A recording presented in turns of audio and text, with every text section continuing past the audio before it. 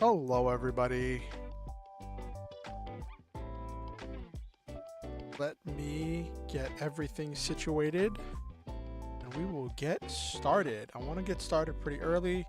I don't want to spend the full half hour talking about random shenaniganry this time because when I did that last time, we didn't get finished with the exercise and that was not cool. So I realized I could have had a gaming stream tonight and then had this stream on Monday to be like, I've had an entire week instead of 3 days to practice and let's see what I've accomplished. But I was too impatient. I was just too impatient.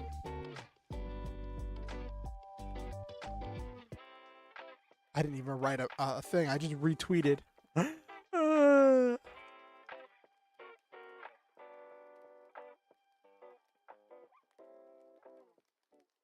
am a silly little guy.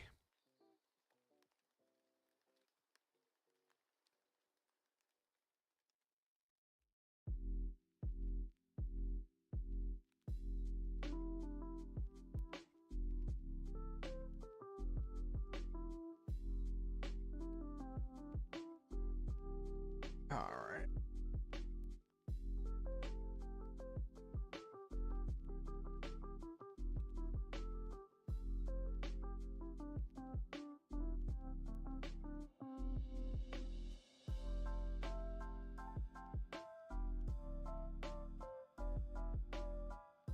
Okay.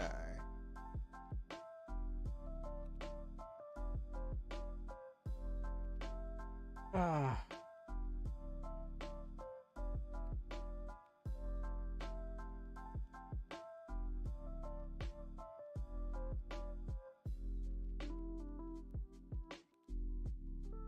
Oh my gosh.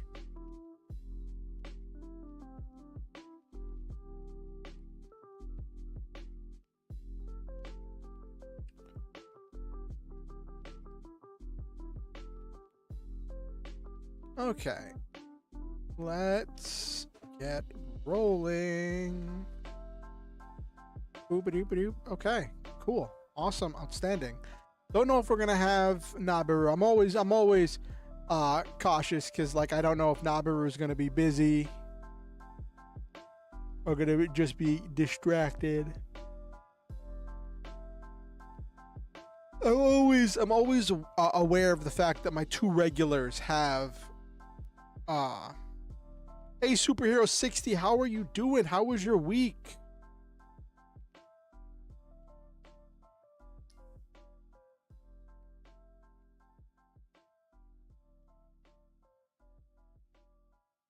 What did you get up to? Hey Silva. I was just talking about you. I was saying I'm very aware of the fact that like my two regulars have like busy lives. So I am always aware of the fact that one of them could be busy doing something.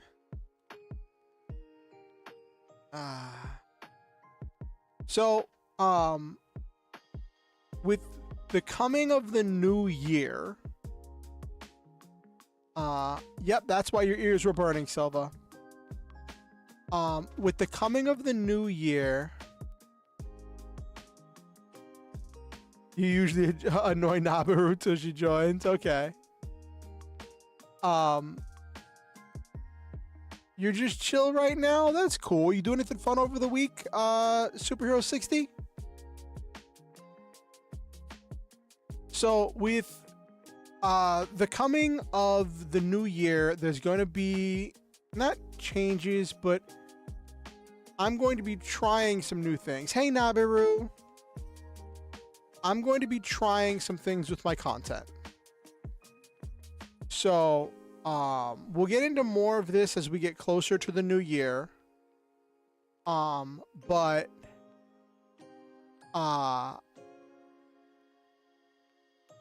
it's a thing where my goal for 2024 is I want to get my YouTube subscriber count to 300. Now, it would be great if I could hit 250 before the end of the year, if I could get, because I'm at 249 right now. So that would be really cool if I could get one more subscriber before the end of the year.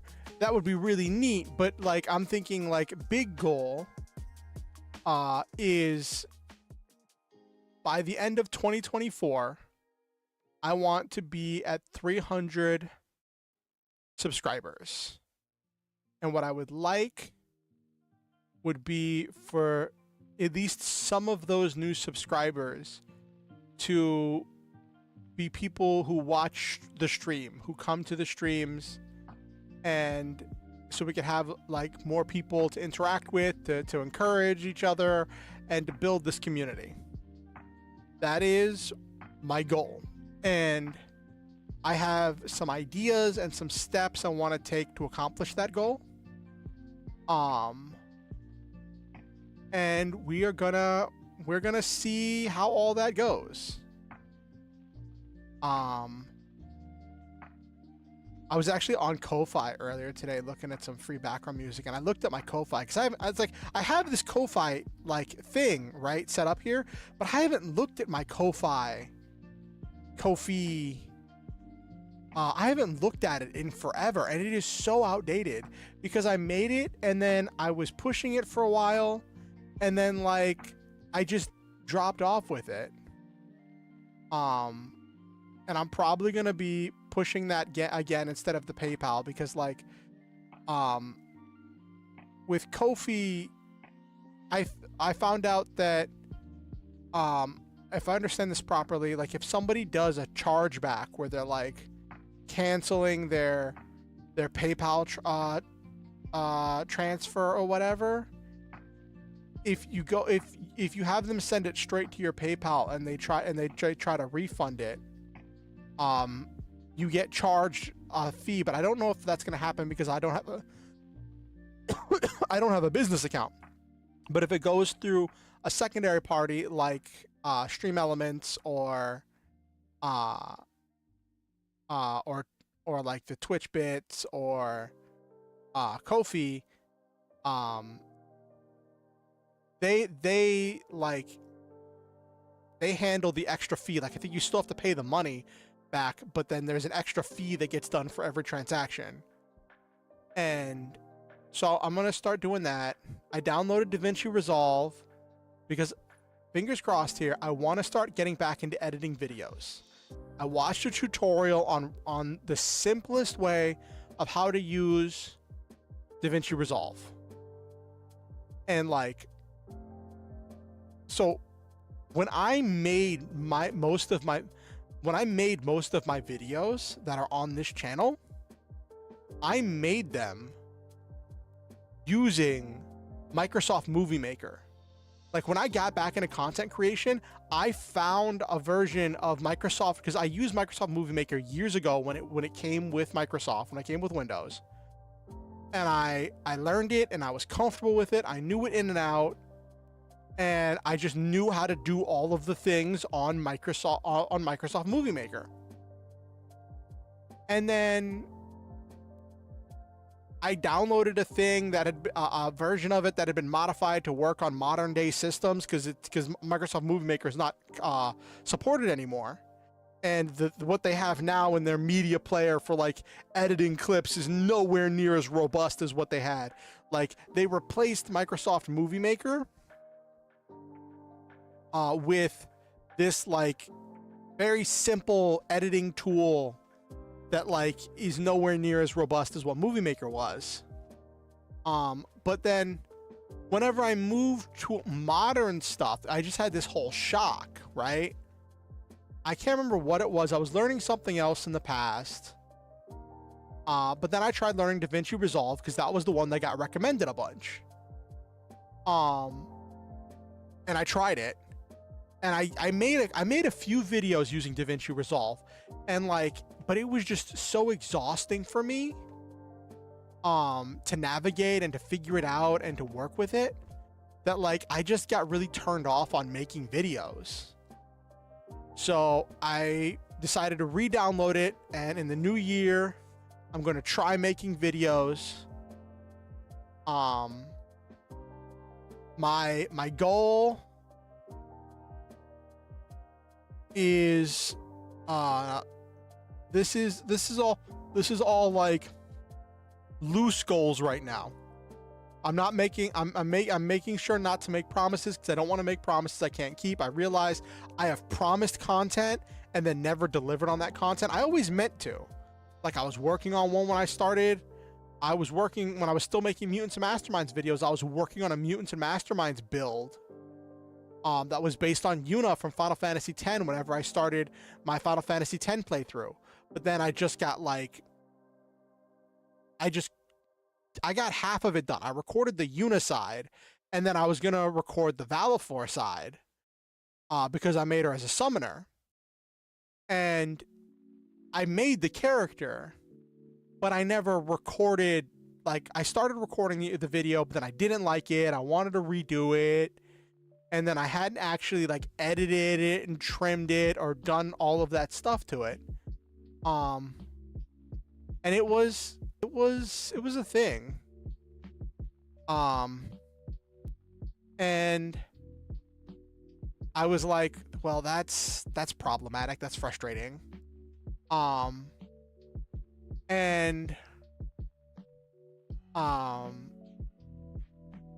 Yeah, so I promised stuff, and originally I had a friend of mine had said that they were going to start editing my stuff for me and making highlights from my streams.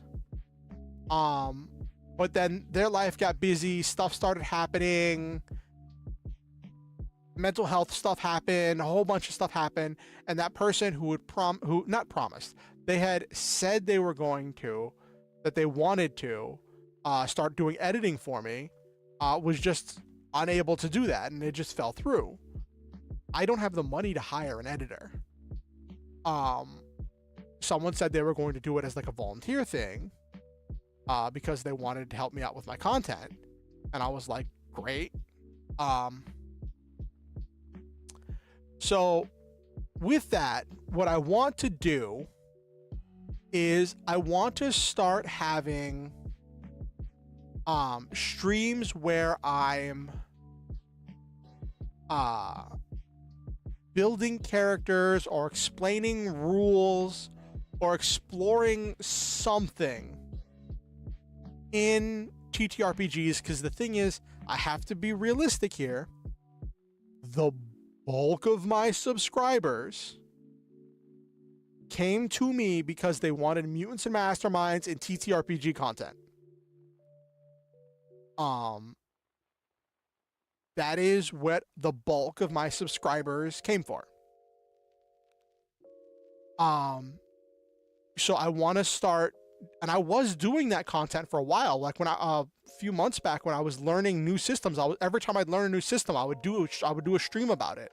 I would build characters for it. I would explore my ideas with it. And I want to get back to doing more of those. And my goal is to do those streams where I am exploring TTRPG rules and then have it set so when I'm streaming, I'll also be recording, and then after the stream, edit down the stream itself so that way it is just the parts where I'm going into whatever the rule set is, whatever the thing is that we're talking about, that I'm talking about in that stream, or the steps, or when I explain the character that I'm making. It's going to require me to be more on task. I won't be able to bounce around as much, because if I bounce around so much, it's going to be hell editing, because I'm going to have to jump around in order to like get the full thing. But yeah, that's one of the things I want to do for the new year. That's one of my strategies.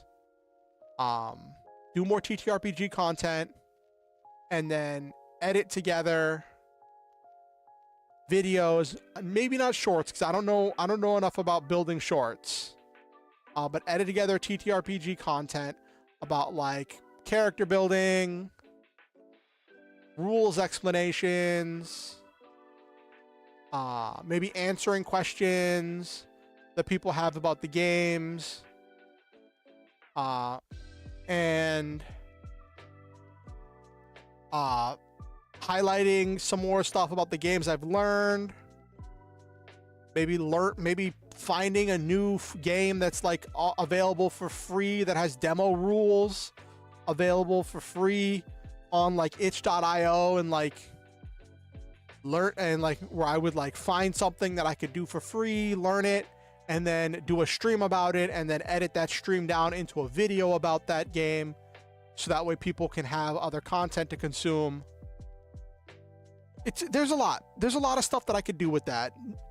And now that I've learned the basics, the absolute basics, and I've promised myself that I'm not going to get lost in some weird shenaniganry like I was before when I got overwhelmed, and I'm just going to make the basic cuts. I'm going to gonna put it all together. It may not be the highest quality videos. There may still be some ums and ahs, because I'm not going to trim out every and ah and have it just jumping around.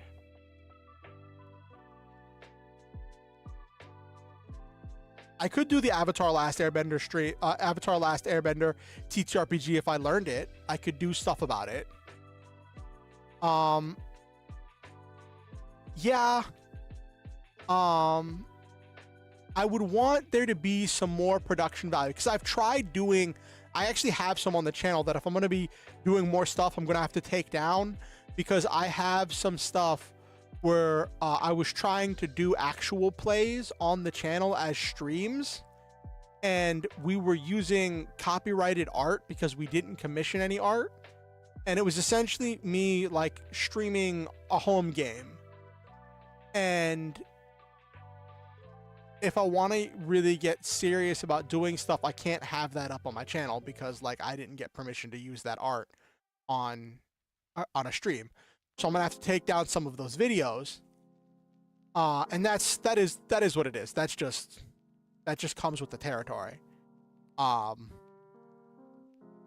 So got to deal with that. Could do one shots or actual plays, going through different games. Yeah, could do a bunch of stuff. But I want to do that. I want to also focus on having more due diligence about advertising the stream more. Like right now, I do a tweet or post or whatever, and a Facebook post. But the Facebook post is just to my Oriansenshi fan Facebook page. Yeah, I should probably write it all down.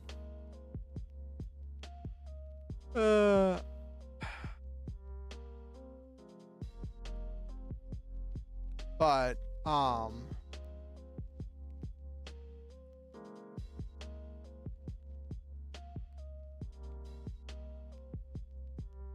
big goal, 300 YouTube subs. Good idea, Nabaru. Let's write this down. 300 YouTube subs.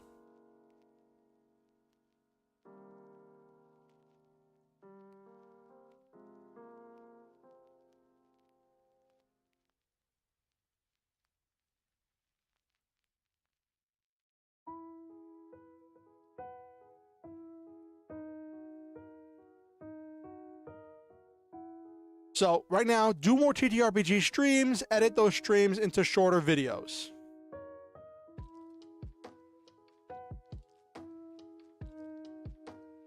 Do more TTRPG streams.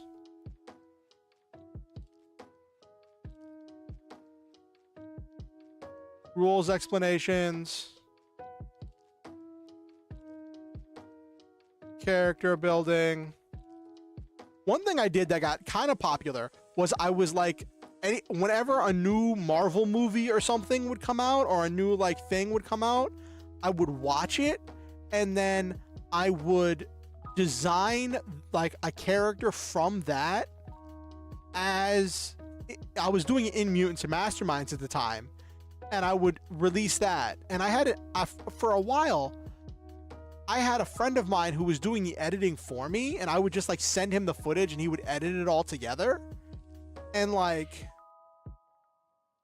well, I was doing a lot of I remember I was doing some of the editing, but like he was doing the bulk of it. And like, I was just cranking out content for a while there. I was cranking out content because I had someone to do the editing for me, and I could just like do the recordings. But yeah, rules explanations.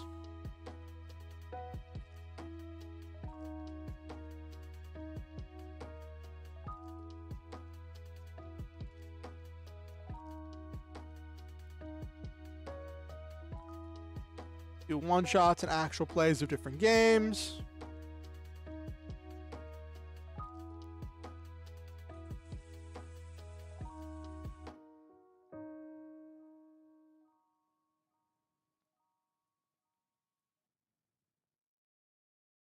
Okay. So that's the other thing that I want to do besides doing the more TTRPG streams, right? I want to do. I just started talking about this whenever Nabaru made the suggestion to write it all down. I want to do more of my due diligence for advertising the stream. Right now, when I stream, I advertise the stream on my Facebook fan page, my Twitter, and my Discord and 2 other Discords, right?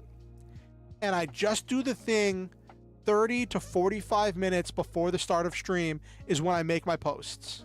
Yeah, I stream it like the same time every week, but like people don't know what I'm going to be streaming. And if I want to get more people, I feel like I need to put myself out there more. So,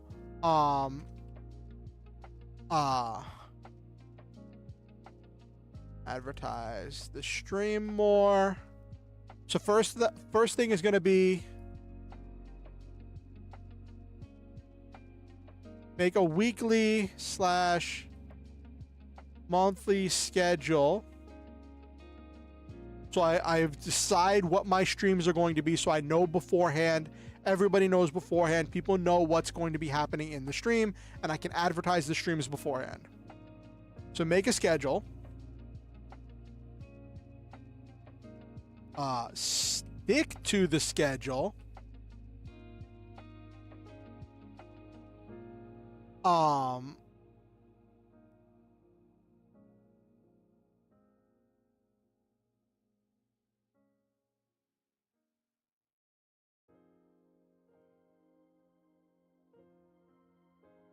Advertise the streams more than 30 minutes ahead of time.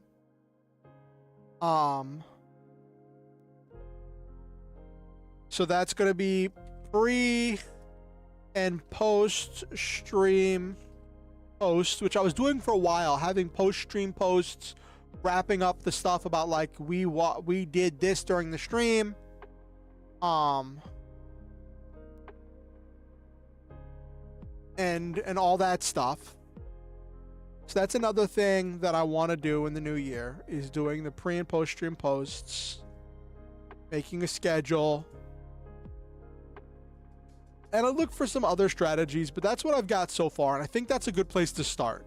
I don't want to do too many things. Like, I feel like if I try to do too many things at once, I'm going to get overwhelmed and I'm going to shut down. So I want to do what I can, do a couple things right now, and then well, not right now, but like at the beginning of the year, do all that stuff. Also, I just checked, and Christmas is on a Monday. Christmas is on a Monday, so I guess we're having a Christmas stream this year. That should be. I don't know if I'll get anybody. I don't know what I'm gonna do for it, but I guess we'll have a Christmas stream this year. But yeah. Oh my gosh, time has flown by. I didn't want to get lost in the pre stuff. I wanted to jump right in, but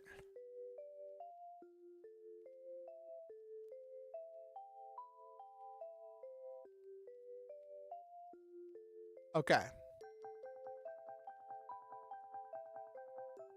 Okay.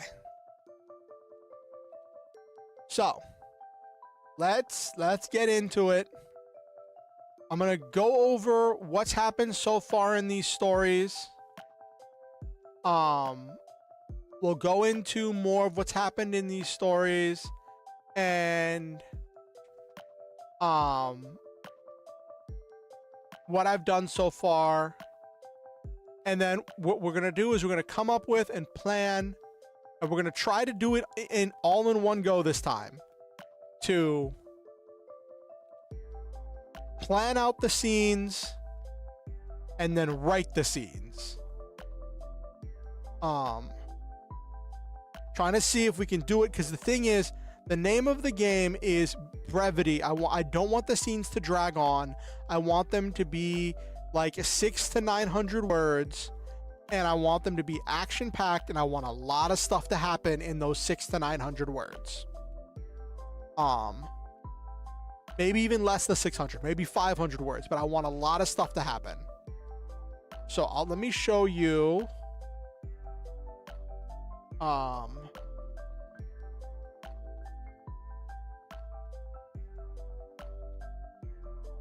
Let me show you the third one. So what we were doing last time was the second one, and I worked on a third fight scene because I ended up writing that second one, and I was okay with it, right?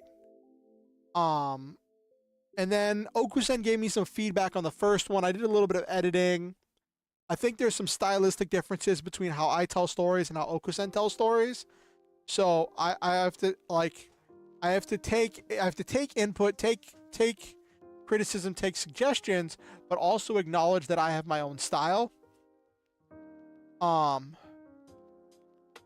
And so on. So let's hop over to the writings page, okay? Okay.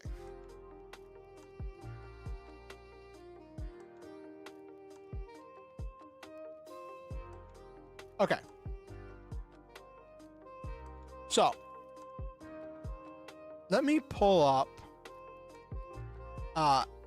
action scene 2. Okay. So the thing I ran into when I was writing action scene 2, right, was that I had made all of these individual beats for the positive progress, negative progress, really generalized, right? And what that led to was each one, in order to accomplish each beat, in order to accomplish each goal, conflict, disaster, I needed like a whole sentence or multiple sentences to accomplish whatever, or set up and pay off whatever the goal was, whatever the conflict was, whatever the disaster was. And it was just getting really wordy. And while I did keep it down to under 900 words, I don't feel like scene 2 did as much stuff as I wanted it to.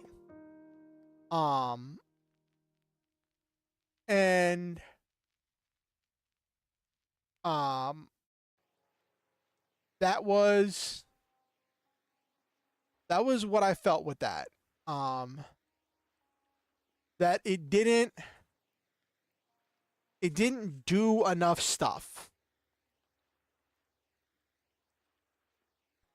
I fleshed out a lot of things in the lore, like about the guns and about the specifics of their equipment and the hows and whys. But that was one thing I struggled with Mech Action Scene 2. Because, like, look, we got 1, 2, 3, 4, 5. Like, I had 5 specific phrases that I'd planned for this fight, but each phrase was so generalized that instead of taking up like 3 to 4 sentences, it was like 5 to 6 sentences for each. When I get to Mech Action Scene 3, I feel like I nailed that down so much better. And you look at this is a lot tighter, and what I was doing was I would write the sentence. I would write the sentence out of what I was doing and keeping each beat down to 1 sentence or maybe less than 1 sentence, trying to accomplish multiple beats in a single sentence. And it ended up being a lot more phrases, but I feel like I managed to accomplish a lot more stuff in the fight. I feel like just a lot more stuff happened in Fight 3.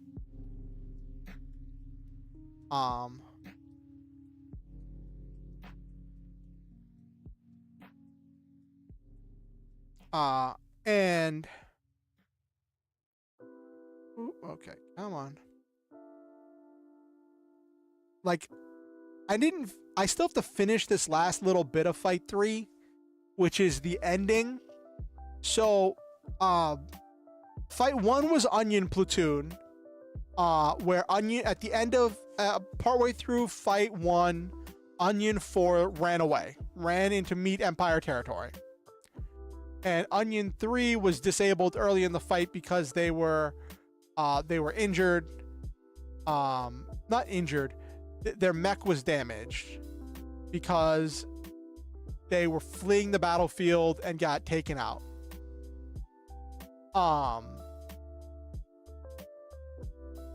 And then,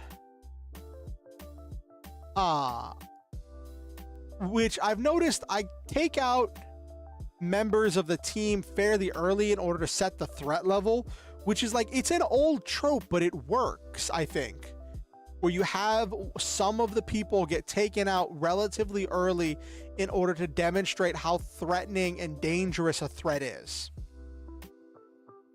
But yeah, so Fight 2 was Garlic Platoon being sent to rescue Onion 4 and claim that base that Onion 4 is being held at. And Fight 3 was back with Onion Platoon, where now there's a new Onion 3 and a new Onion 4. And the new Onion 3 is like, I should be the commander. I am much more capable, blah, blah, blah, blah, blah, blah, blah, blah, blah.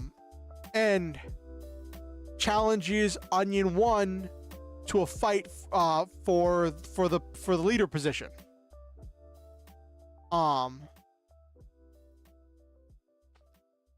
And whereas the other fights had been 4 grunts fighting 1 super mech, where it was more focused on avoidance, dodging, staying out of the way of different attacks, or like getting hit even once with a solid blow could be devastating or destructive.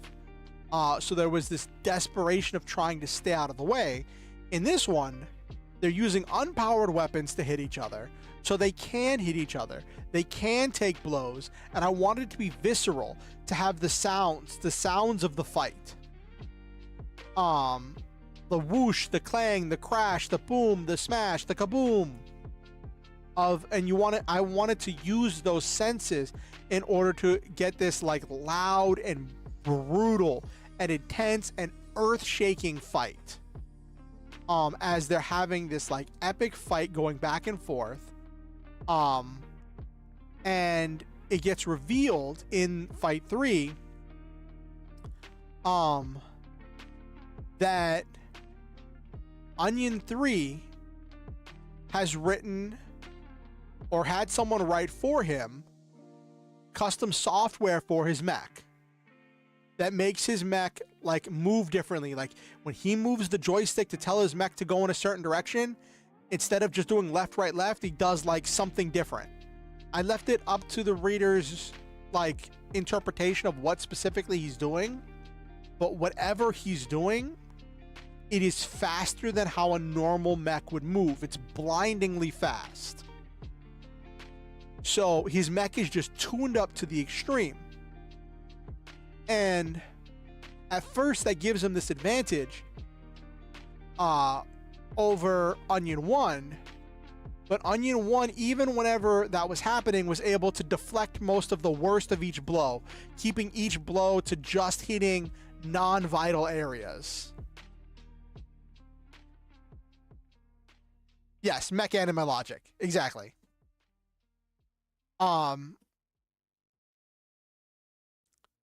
So Onion 1 even then was able to deflect the blows and redirect them so they only hit the armor plating instead of hitting any of the vital components. And slowly but surely over the course of the fight, Onion 1 learned Onion 3's moves. He learned these patterns, and he learned that while Onion 3's new movements were faster, they were more efficient, they enabled him to attack from more angles.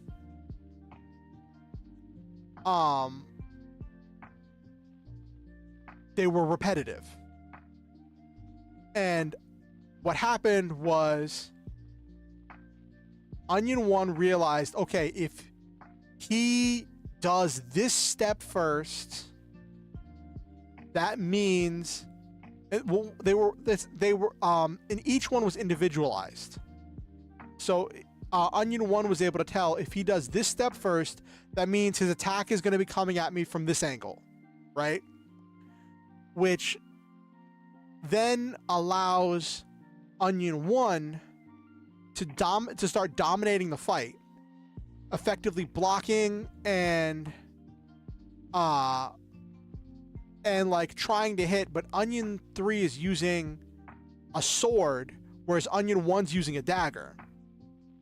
And this is also representative of Onion 3 trying to usurp leadership, because it's revealed that the dagger, that everyone has the dagger, but the sword is going to be given to the platoon leaders, which is what Onion 1 is, as a sign of leadership, right? And Onion 3 has preemptively taken the sword because he believes that he should be the leader. And he took it before Onion 1 even knew about it. And it gives him extra reach. So that becomes a problem where all the times, even though Onion 1 can deflect the attacks, can block them, whenever Onion 1 tries to hit back, tries to counterattack, he's always just out of reach, because Onion 3 has enough space to dodge out of the way, to back up, to dance in and out of range, and to outrange him and to outpower him.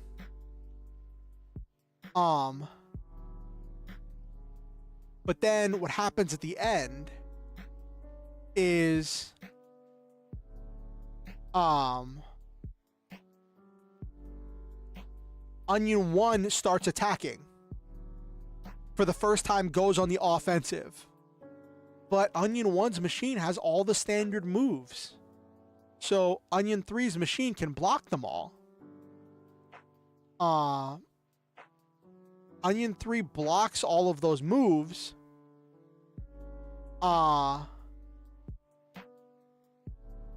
But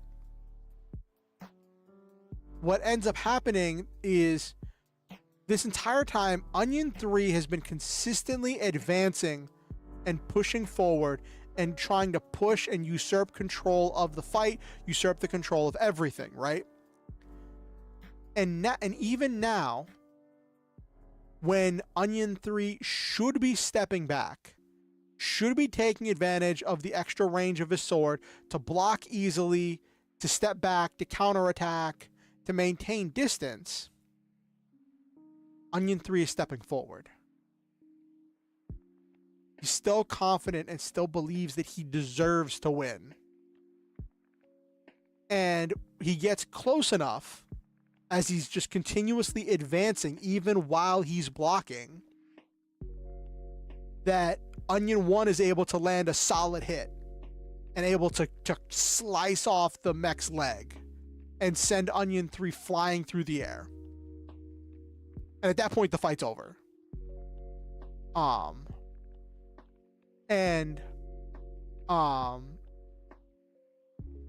That's about as far as I got. I want to write the afterword before we get started on the next thing, because I want to set up for the next story of whatever the next thing is going to be.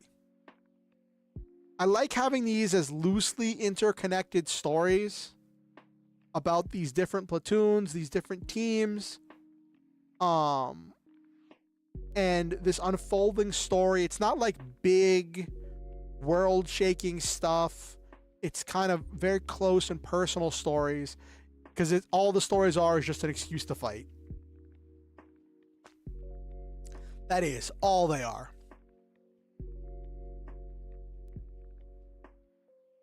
But like for this one, if I look at the number of phrases I planned out, and I planned them out, what I did for this one that was really good was I planned them out as I wrote them. I figured out the general strokes of what I wanted to happen in the fight, and then I planned out each sentence as I was writing it, instead of planning it out ahead of time. And I feel like that allowed me to be more accurate in what I was planning, and it gave me a really good framework that I was able to work off of to make a really compact fight scene. Because one of the things is that I hadn't acknowledged was what you want for a fight scene a lot of times is brevity. You want the fight scene to accomplish its goal, complete the fight scene, tell the story, paint the picture for the reader in as few words as possible, so it doesn't drag on and get boring and get like, can we move on? So you want to have something happen.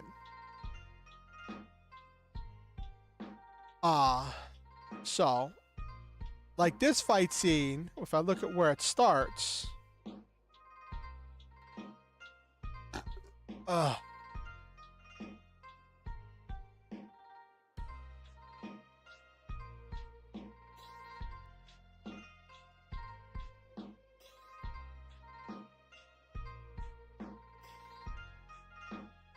it stops with being thrown across the field. Now, we'll say it ends with him holding up the leg. 920 words. So that's a bit on the long side. That's a bit on the long side for a fight scene. But I feel like there was a lot of interplay and a lot of stuff happened. And we managed to zoom in on the internals and the thoughts, and we had a lot of sounds and onomatopoeias. It's funny, I was talking to Okusen and one of my other players for my Lancer game, and I was talking to them about like sounds and getting sound ideas, right? And we spent like 15 minutes working on these sound ideas, and then after I got off the call with them, I realized the scene I was writing just wouldn't, that the interchange I was writing just would not work for the scene. So I ended up scrapping it. I didn't use any of the sounds we came up with, which is funny. But for this one, it was 1, 2, 3, 4, 5, 6, 7, 8, 9, 10, 11, 12. Well, 11. So that is, so that was like way more phrases, but they were more specific, and I liked that. It helped me with planning out what I was doing, so I knew what I was doing. Okay. Anyway.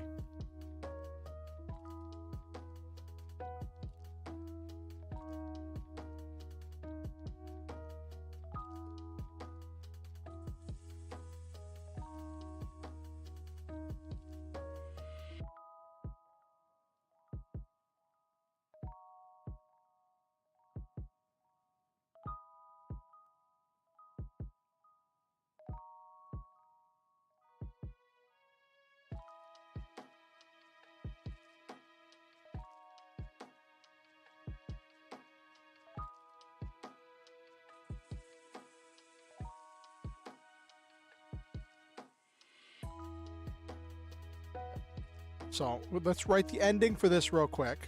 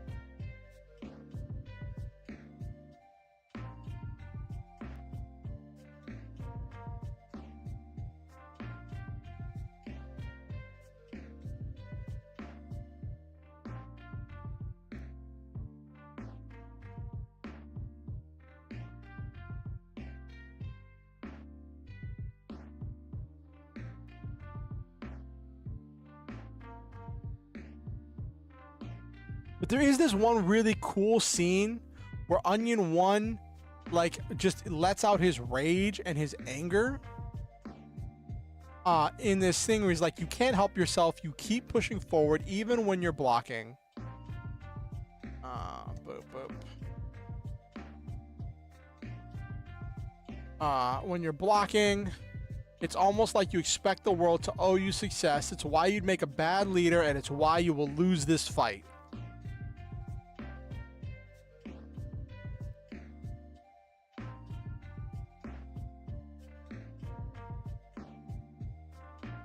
Actually, I'm going to say have lost this fight.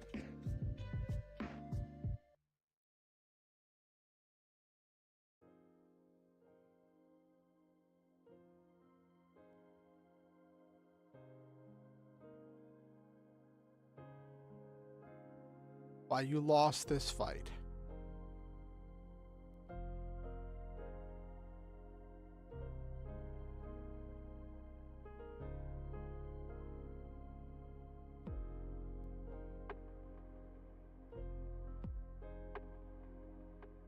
Enunciate.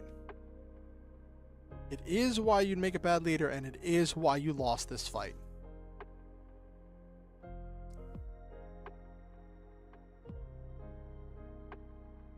Okay.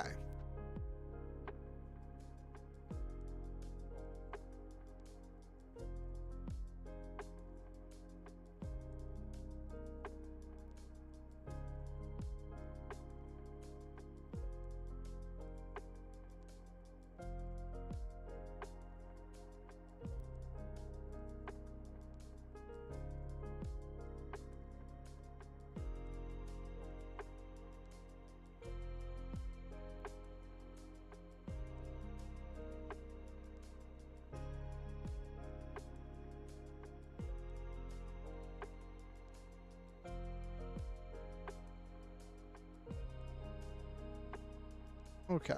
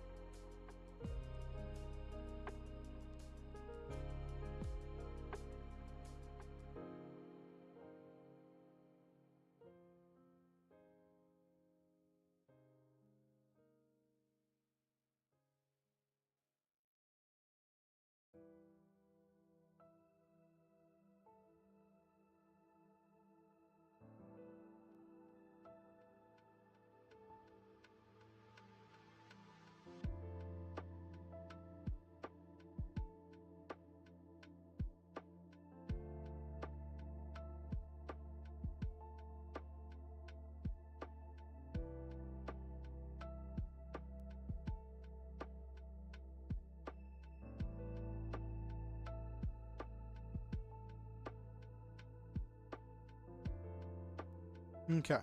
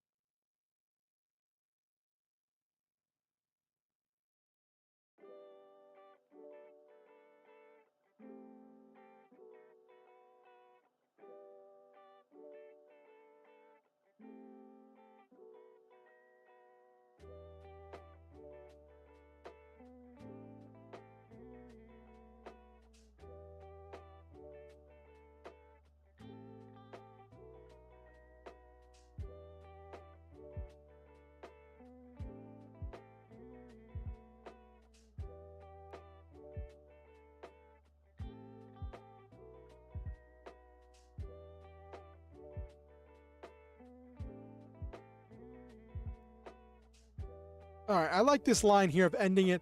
He faced the challenger and won for all the talk of civility and democracy and the importance of society. I'll say there. Somewhere deep down, he was just a man trying to lead his pack to victory against an invading tribe.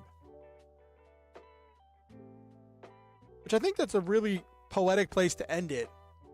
Where, like, he's just had this, like, primal thing of he's holding the sword as it's glowing. Sizzling the air.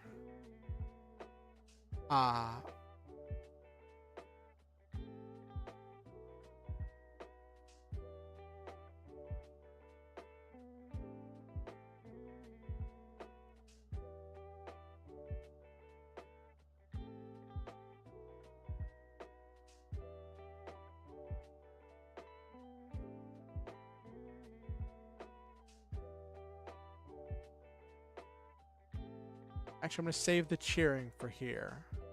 I'm going to save the cheering.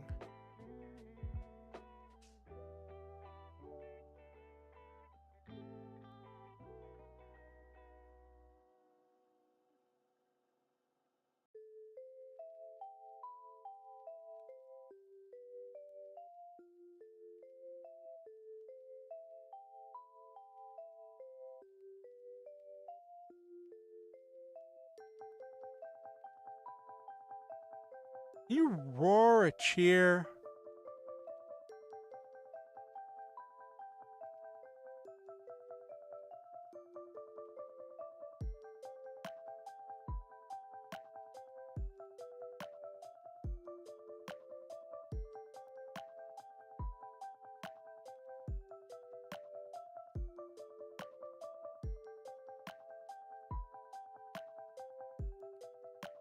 Primal and primitive.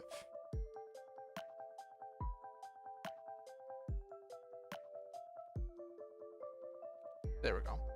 Spoke something primal and primitive in them all as their cheers roared into the evening sky. Did I misspell primitive? Is it primitive? Oh yeah, it's itive. Okay. He faced the challenger and won. For all the talk of civility and democracy and the importance of society, somewhere deep down, he was just a man trying to lead his pack to victory against an invading tribe. Excuse me. Okay. All right, so that was... Oh, wow, that took exactly a half hour. Huh. So that was the end of story 3. With Onion 1 defending his position. I could jump over to do back to Garlic Platoon. Or I could do another thing, another platoon. What do I want to do? I want to do another fight scene. This ended really well. Garlic Platoon did a cameo in this one, where like as everyone was making all their noise, Garlic 1 and Garlic 2 walked past.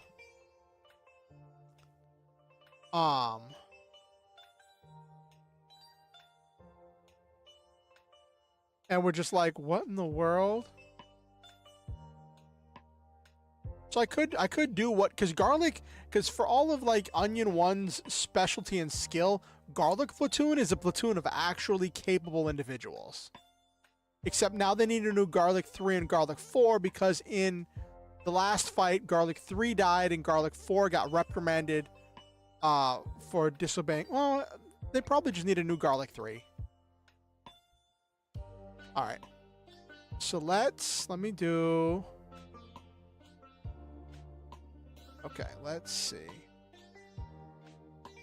There we go. Cool. Awesome. Outstanding. Okay. So, we are going to...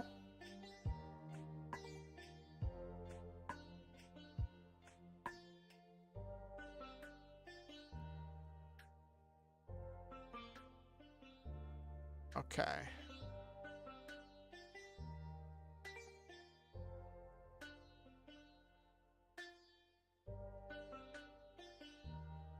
Gonna keep it short, keep it sweet.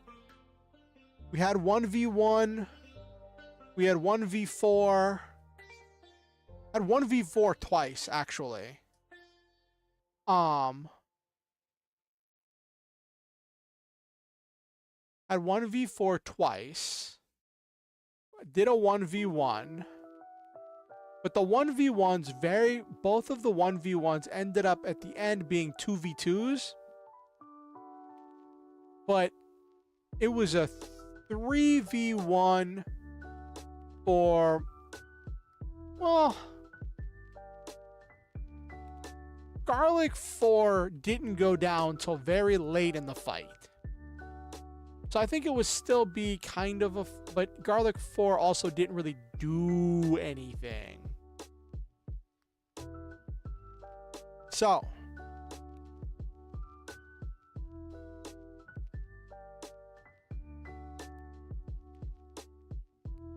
we've done a lot of stuff with the Satan. They're mass-produced grunt suits.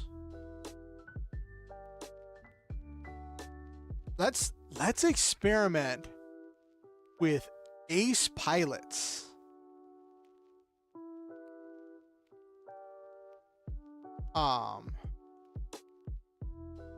So we'll do 2.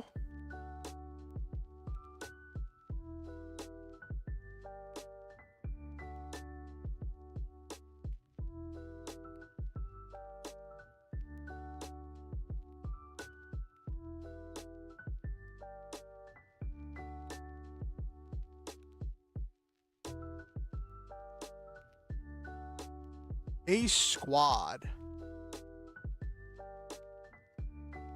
Ace squad.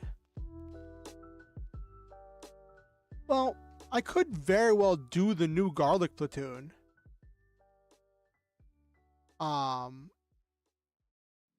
Yeah.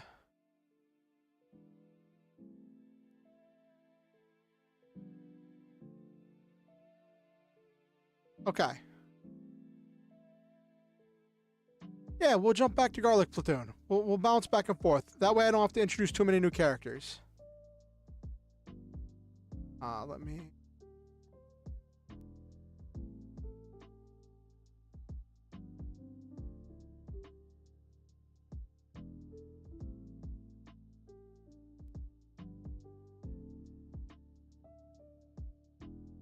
Okay, here we go.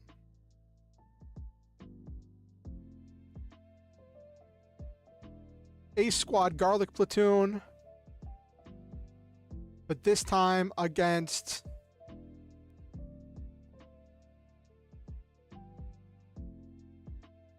This will also be a chance to show some of the character growth that Garlic 1 had, because Garlic 1 was the one that was struggling with the, I'm out for myself, I only try to make sure I survive. And then thanks to Garlic 3 sacrifice, Garlic 1 became like, I want to possibly care about other people. That was one of the things that happened at the end of story 2.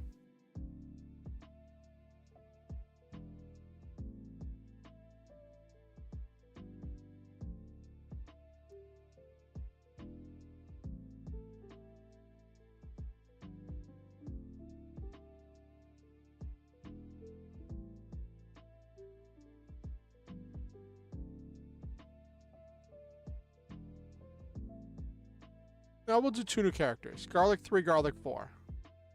Receives a new Garlic 3 and 4.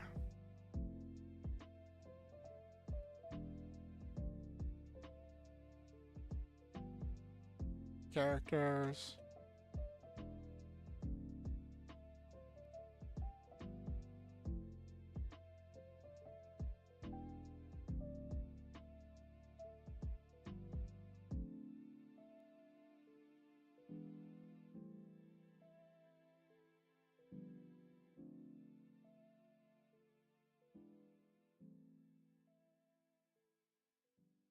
Got her squad mates.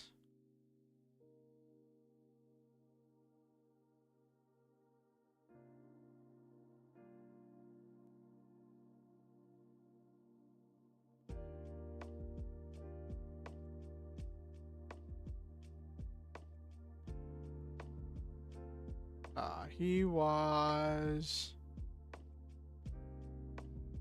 graphic designer.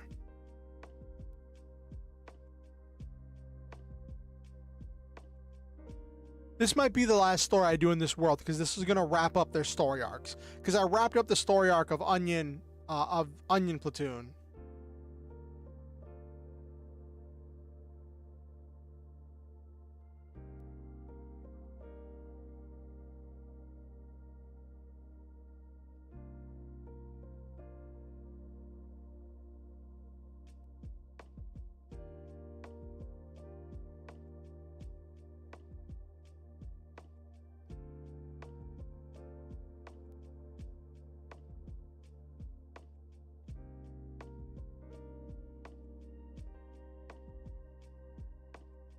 All right. Garlic 3.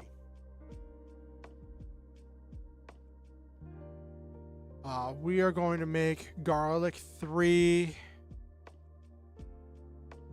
I'm going to make sure garlic 3 and garlic 4 are capable individuals. We're not going to have goofballs that get themselves taken out in the first few minutes of the fight.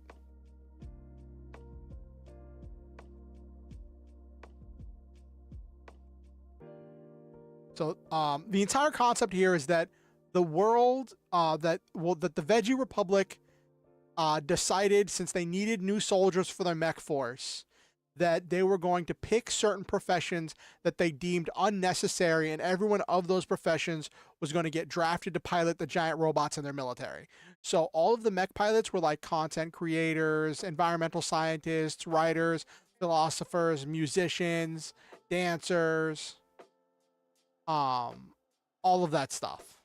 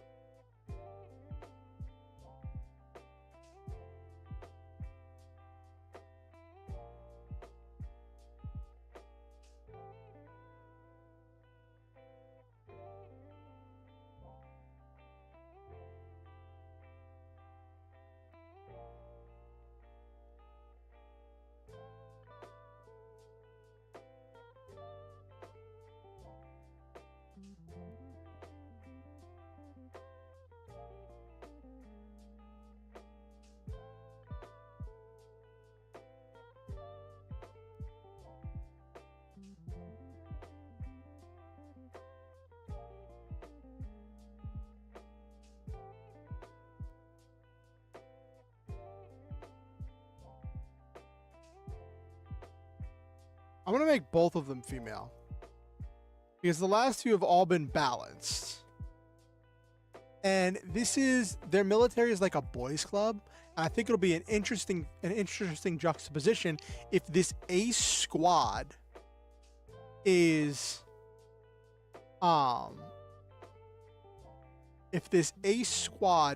mostly made up of women.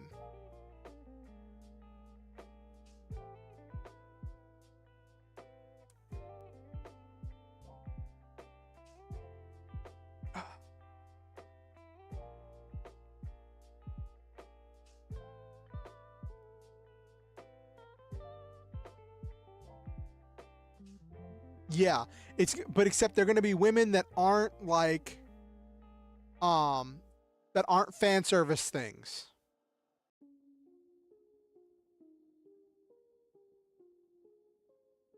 Okay. And not like a harem. And not one of those not harems where it's a harem pretending it's not a harem.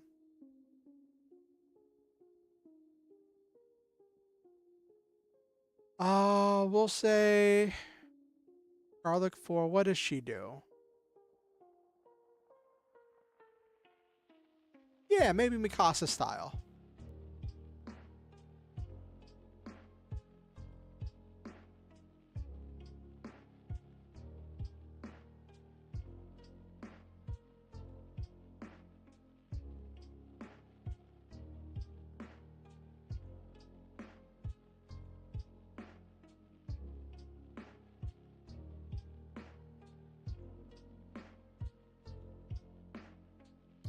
I'll base this one on Mikasa. Kind of. Not the Eren obsession, but like the strong female character who's thrown herself into her role as a destructive force of nature.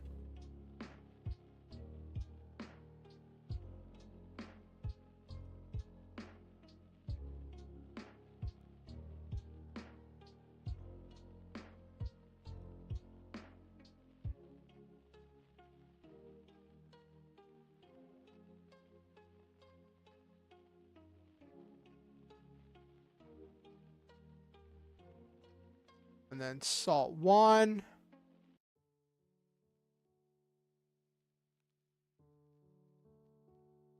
Operator, web designer.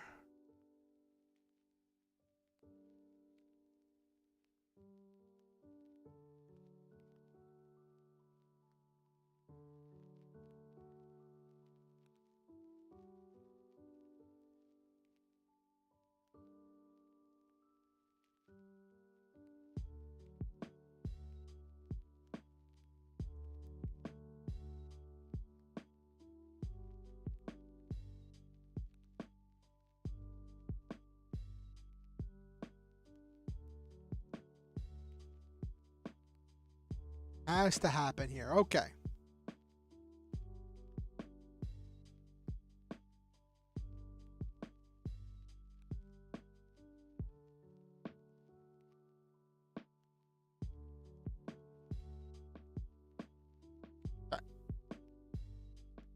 Now we're going to play around with different weapons.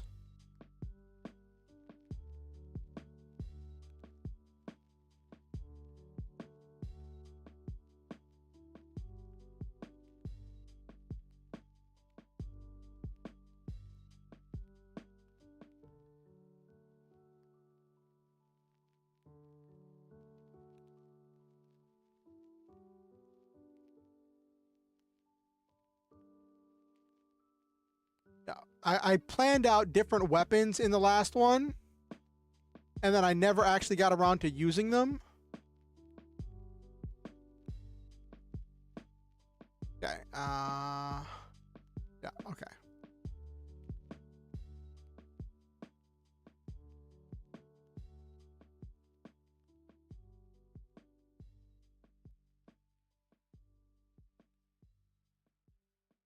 What was the shotgun?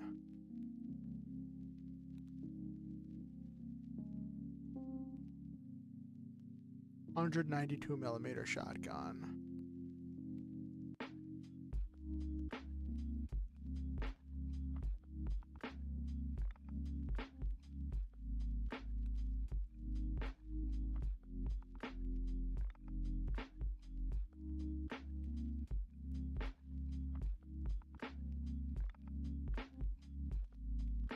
Might make her.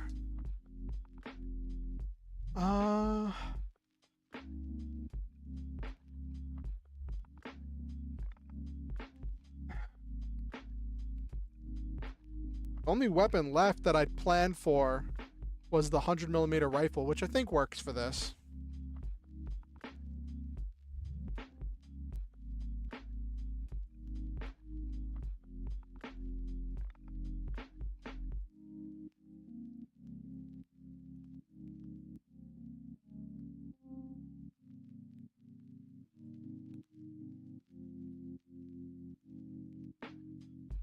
All characters have their own weapons.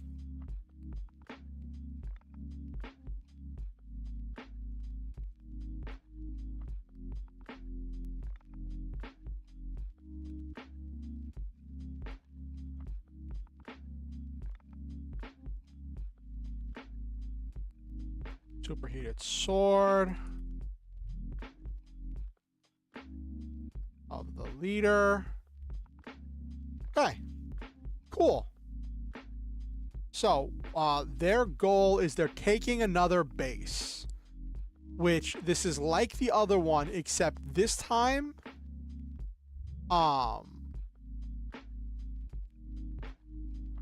it's not going to be about sneaking up, because that was a thing in story 2, was their goal was to sneak up on the enemy and try to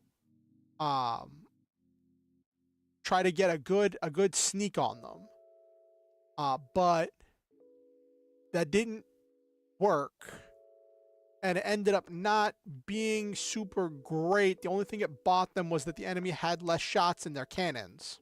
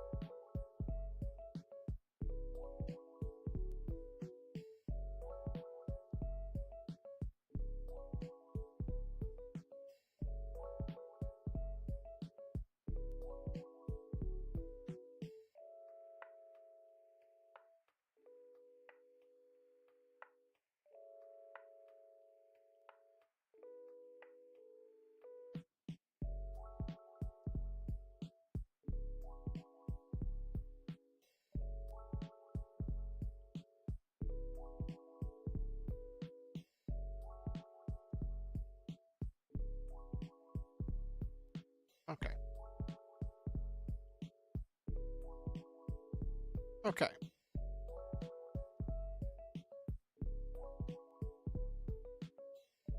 Okay.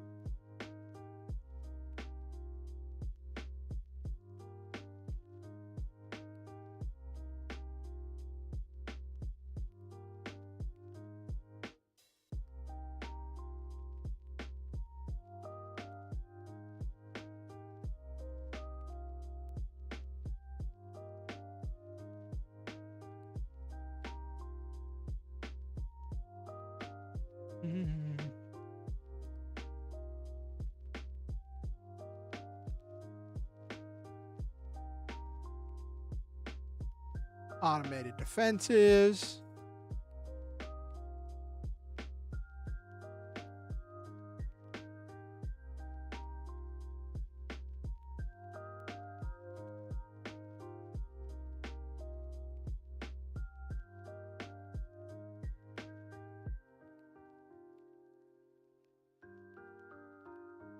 Laser cannon turrets. We'll say there are 4.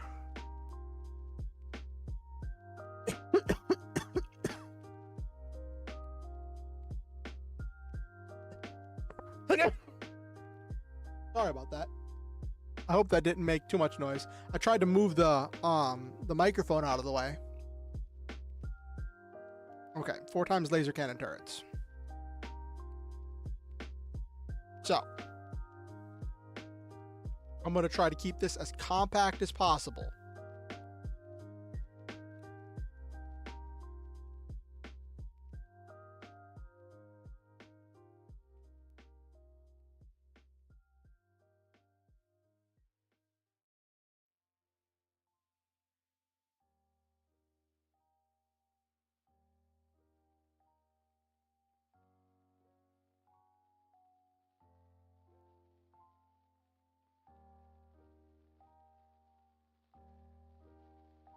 Making particle cannon turrets.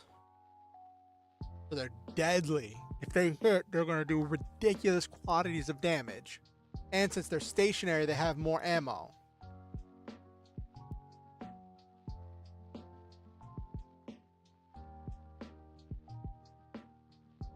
Okay.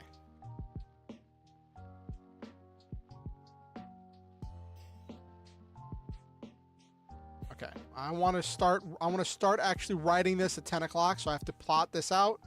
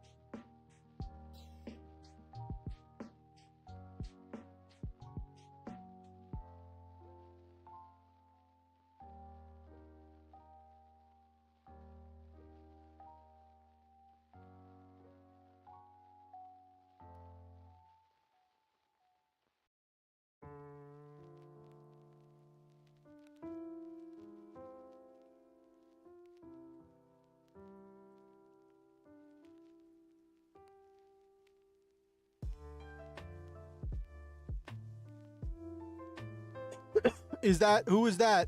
Silva. Memoro Miano? Is that the one from the game?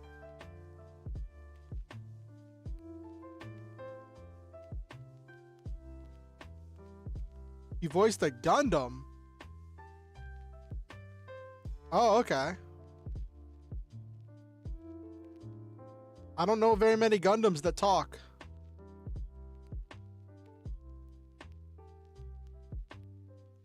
Oh, Setsuna FC. Yes.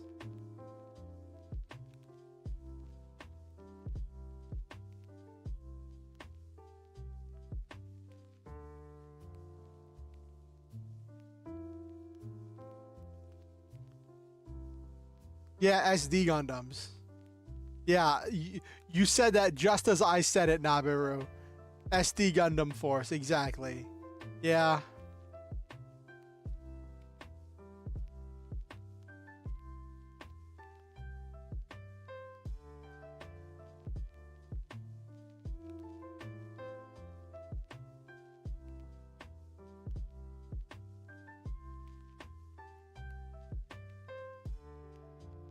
Okay. Garlic 2 to shoot down out of the sky.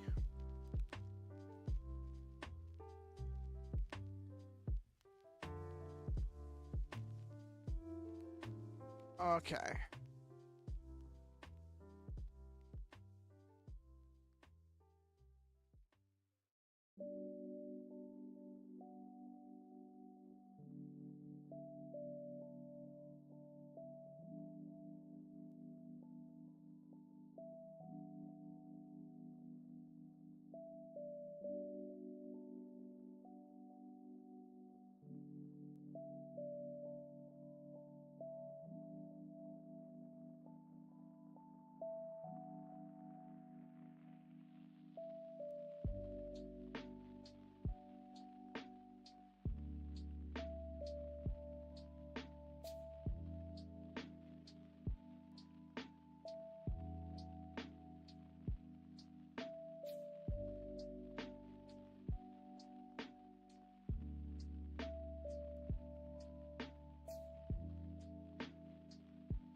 I want this to be a 4v2 fight.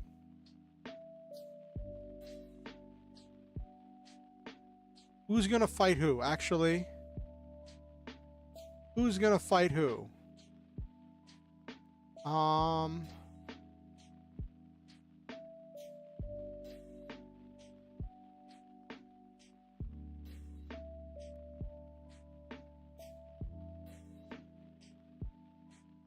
Garlic 1 is gonna fight.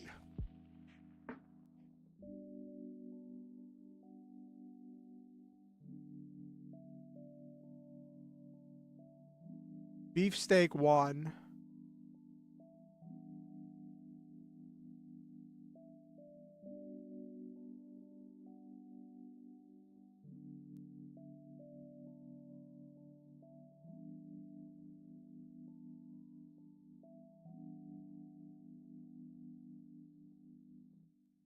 Fight the turrets. Okay. I know who's fighting who. I know the basic gist of what's going to be happening.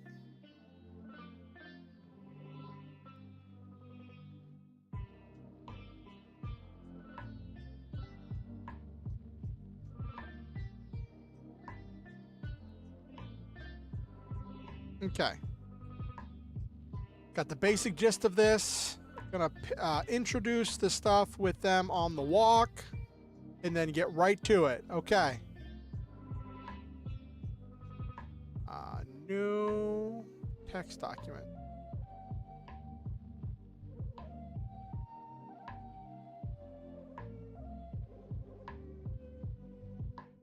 Okay.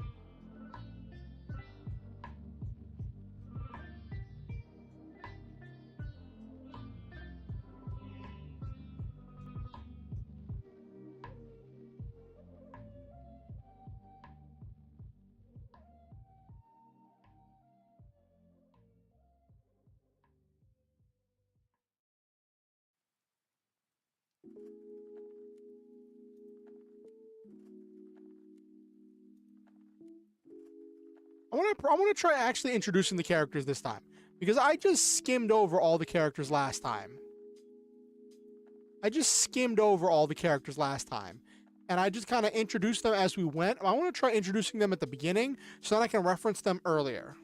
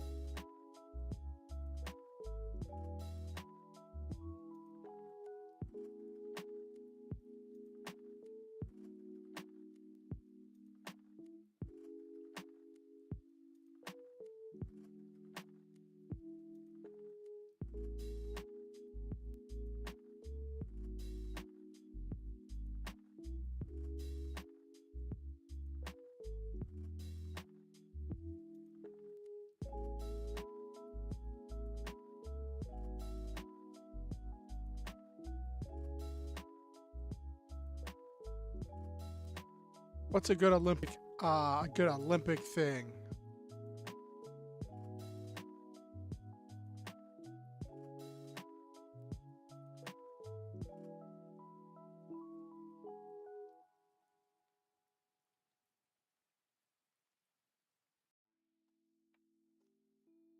Actually, instead of Olympic, say professional athlete.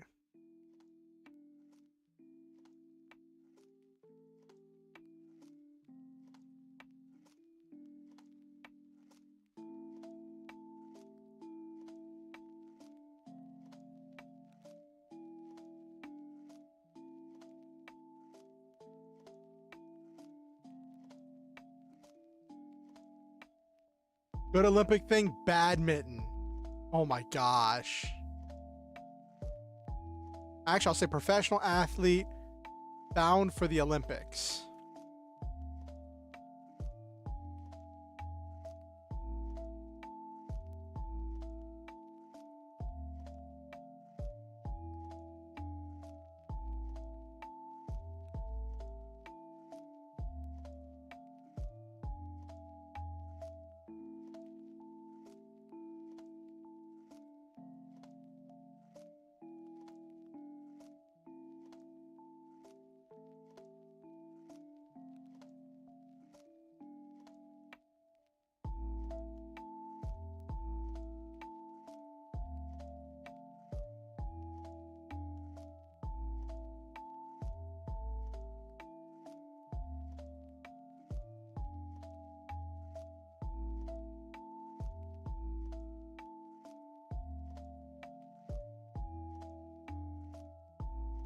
I'm probably still gonna have somebody die at the end, just because I like, I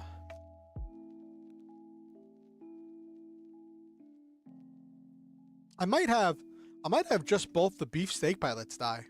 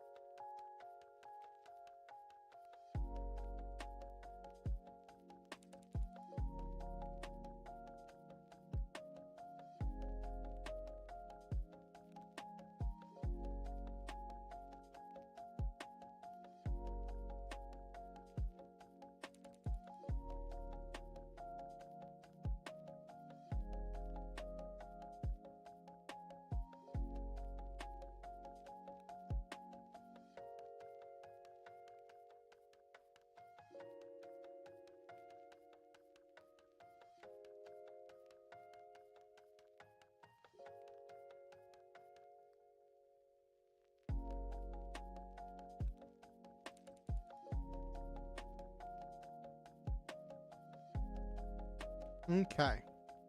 I'm not going to define what sport Garlic 4 was doing, because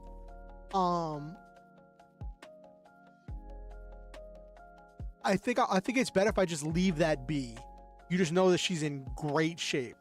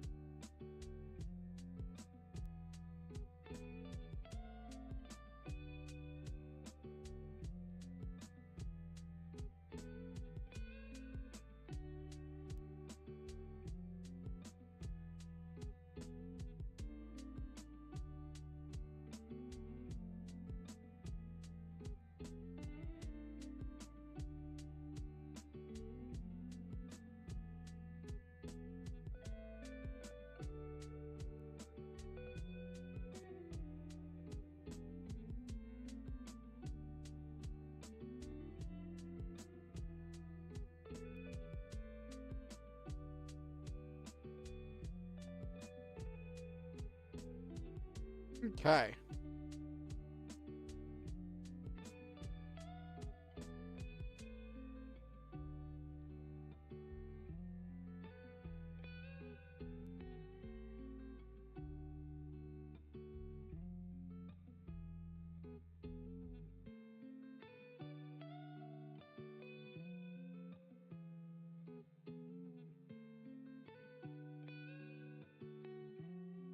I'm gonna try writing this without being in a forest, or having lots of trees for them to hide behind, because that is a thing I've used as a plot device. I used it in my novel where I consistently had the characters fighting in a forest, so that way there was always something to absorb the blow for them, something to hide behind, something to take cover behind, and I used that in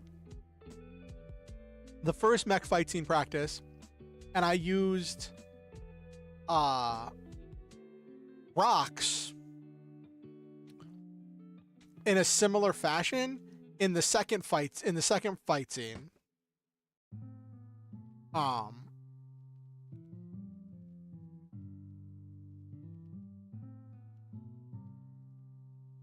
So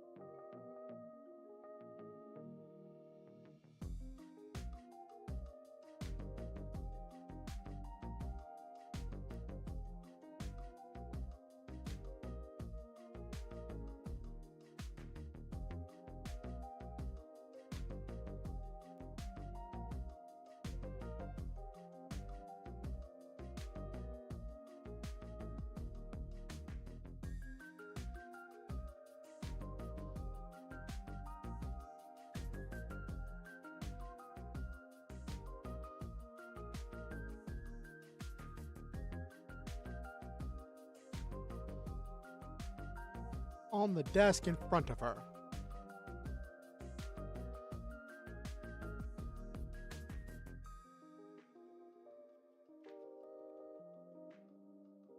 So this sets the stage for what's going to happen. This sets the stage for what's going to happen.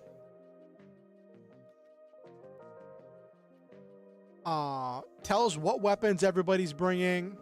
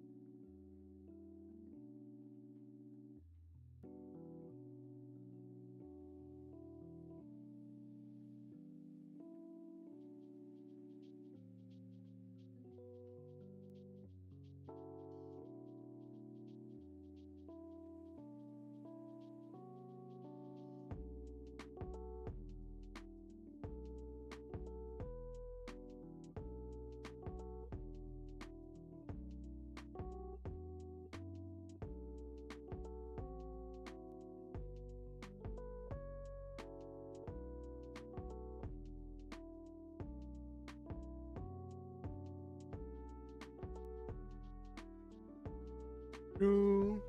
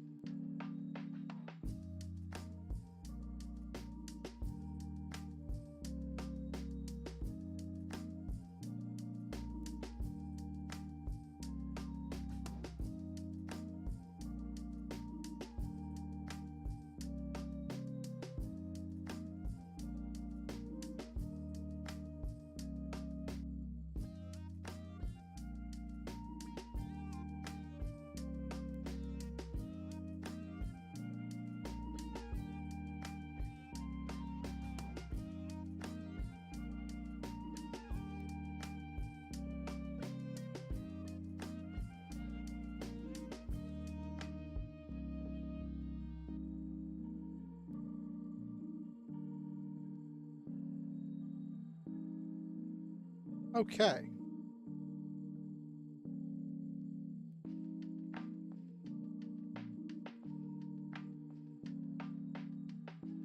All right.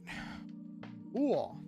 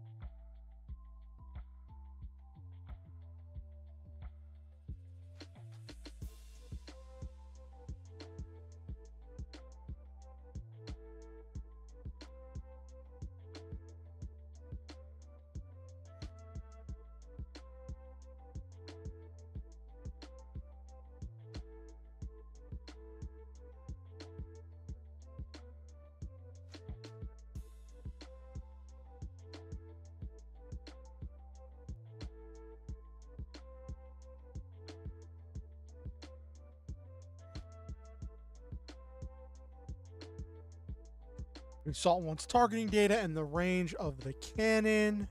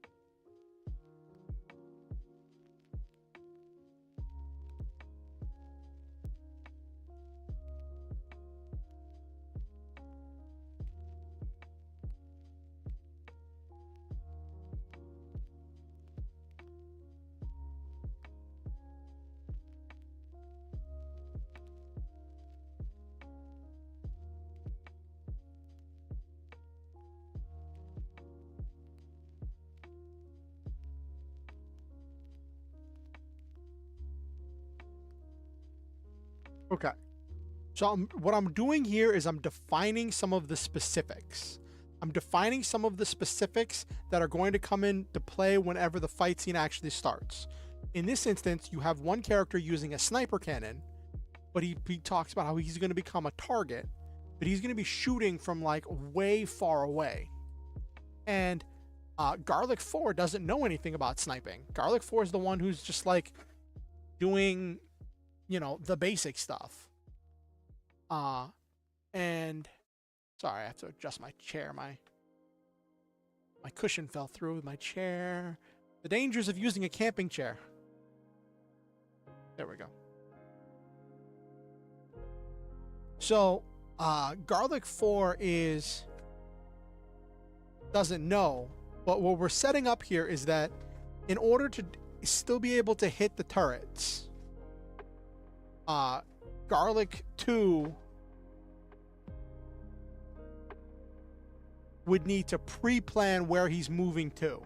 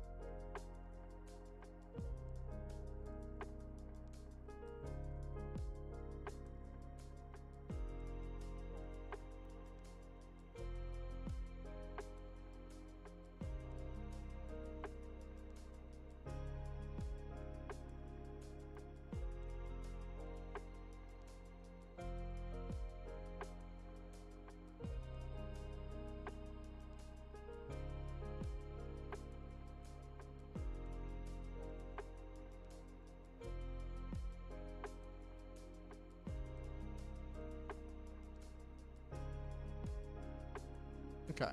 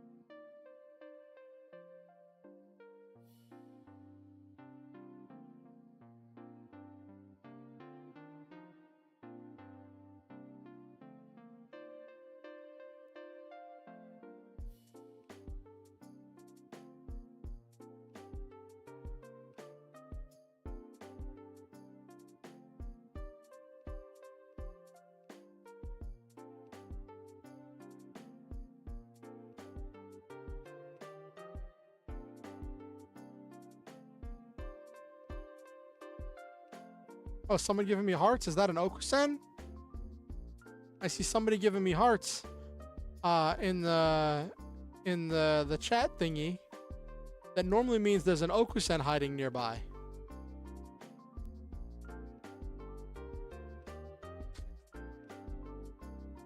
Going to the 100, so I think I nailed it right. Are you at work, Okusen? Are you getting ready for work?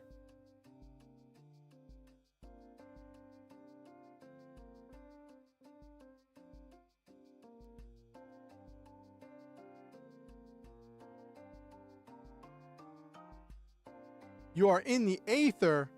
Oh no, not the Aether, Okusen.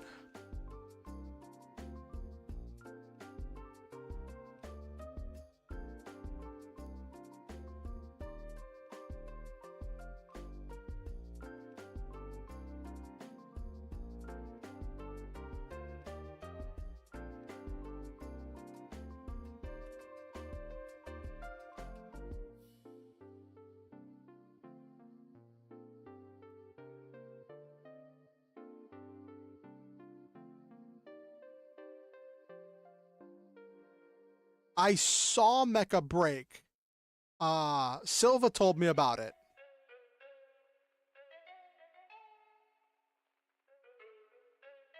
That was the thing they announced in the Game Awards, right? It looks cool.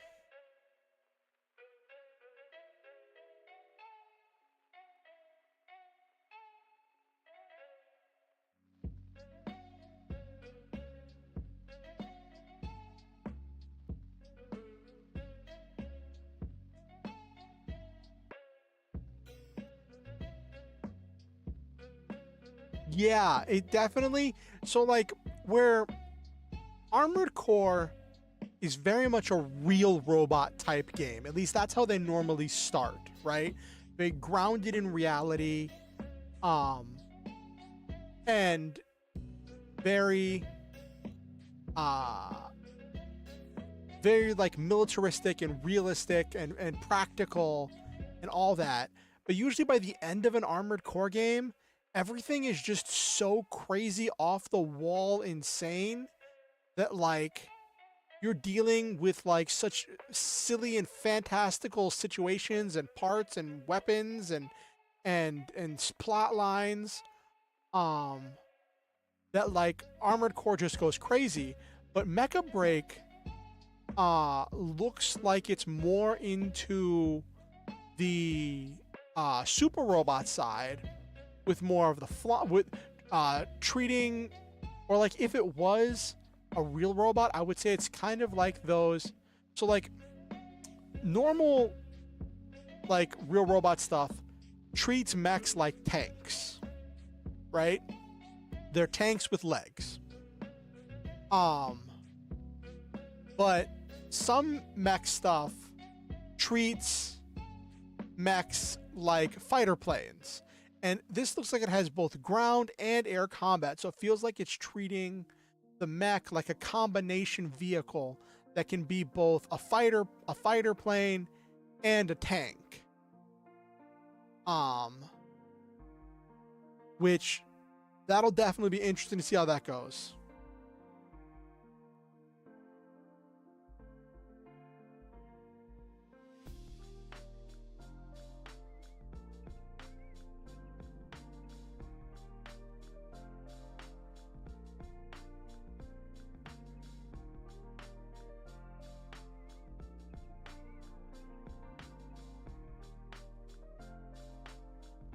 Mm-hmm. Like, it reminds me a lot of Project Nimbus. I don't know if you've ever played that game. It's got some interesting stuff with like you're essentially treating the mech like a fighter plane. But those were definitely the vibes I got with all of like the flashy stuff and the over the top stuff. It just felt like Project Nimbus, except looked a lot more polished.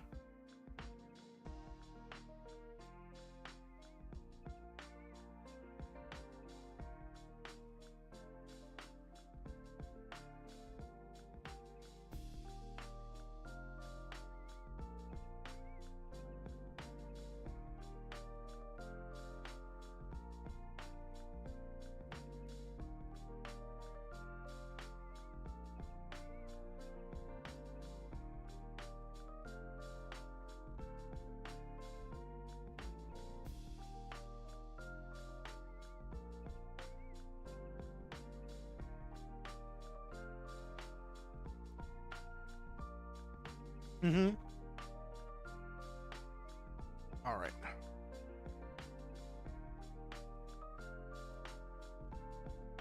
Now let's get to the actual fight scene.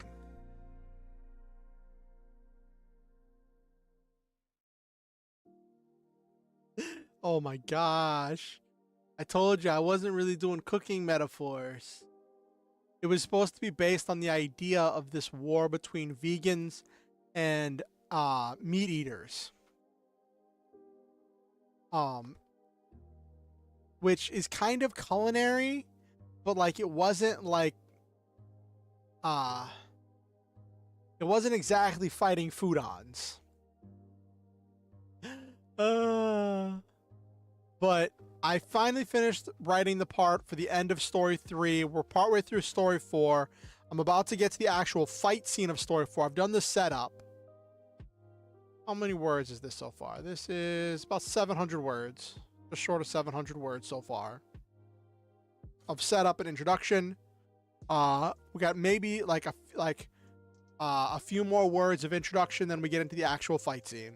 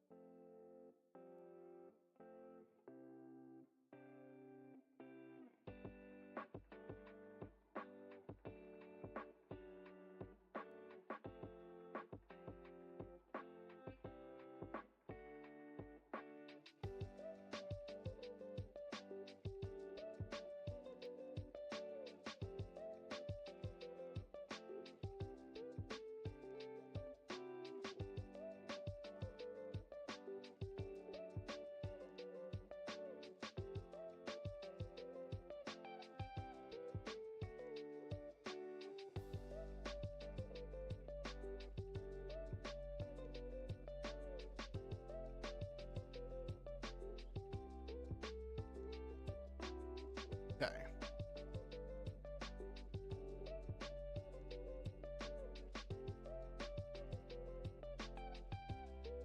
One thing I've also noticed is for the last few fights, I tend to make it really obvious really quickly who's going to win.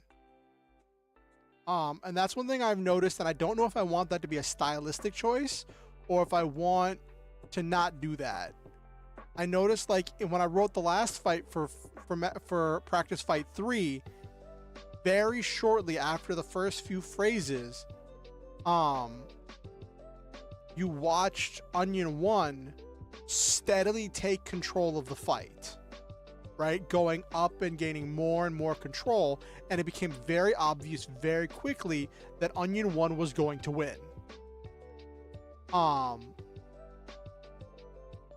And I don't know if I want to do that. I think I want to have more setbacks in order to have it like taking a little bit more time in order to reveal the victor.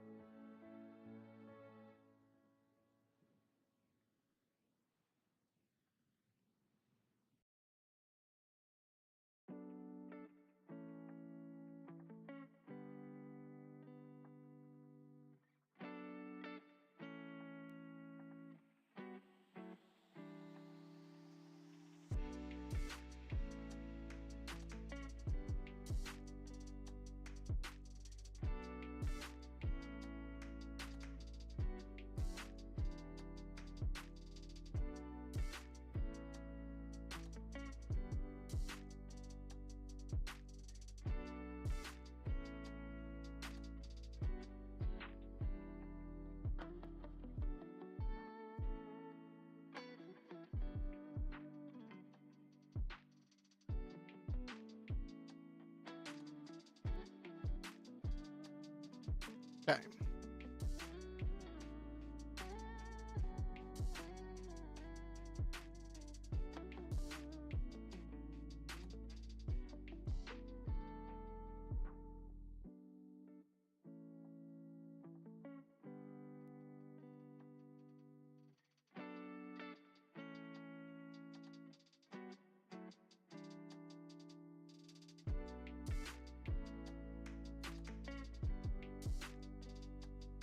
Okay, so here we go. We're almost to the start. Oh, that took longer than I thought it would.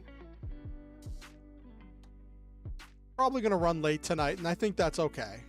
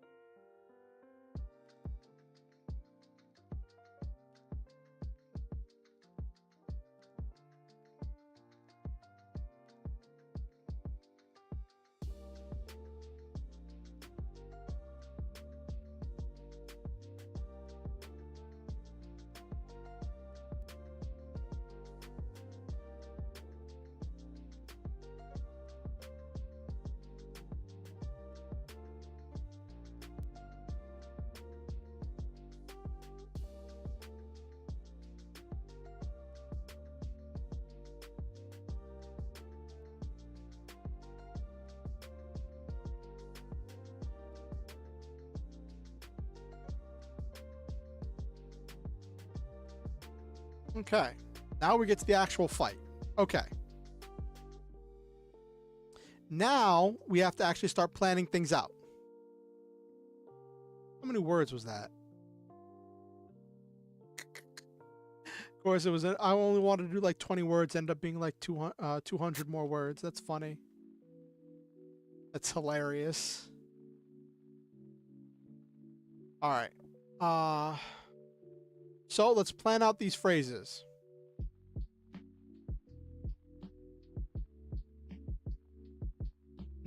First is going to be negative progress.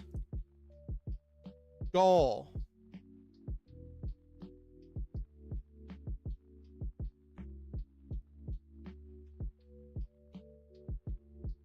Fire to BS1.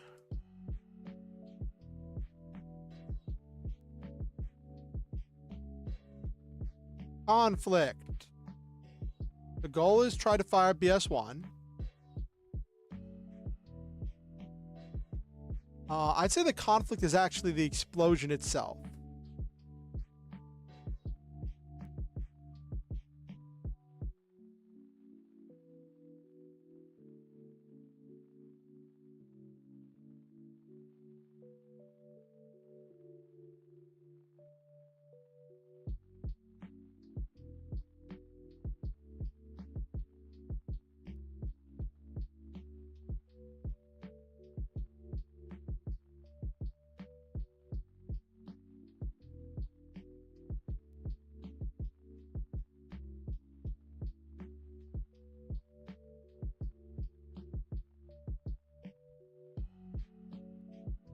Okay, so conflict type, explosive shell detonates on impact.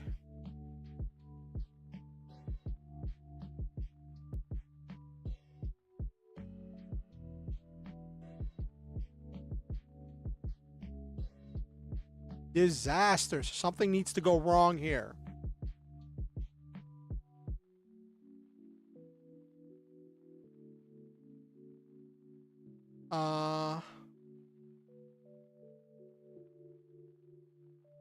What could go wrong here? What's going to go wrong in this first part of the fight? Well, they want to hit BS1, but they accidentally hit BS2.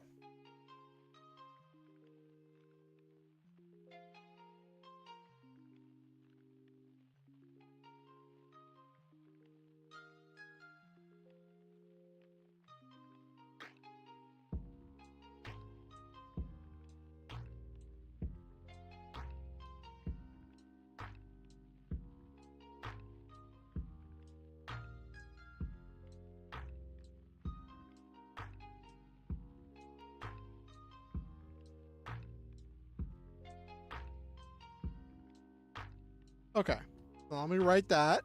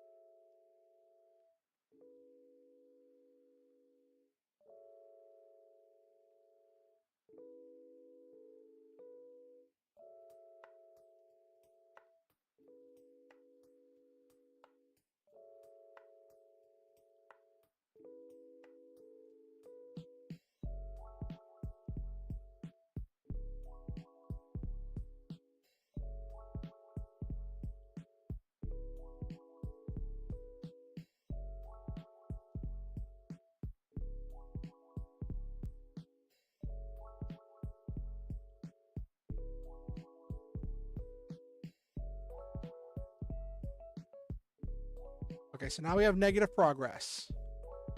Goal.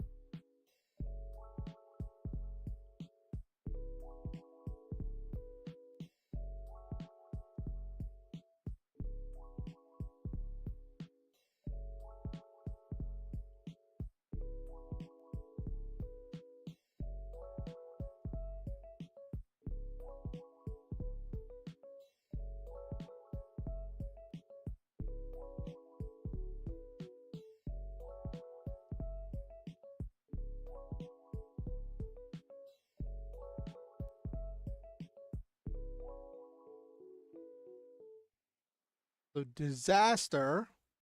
I need things to start going wrong. So what's going to go wrong here for our heroes? Ugh.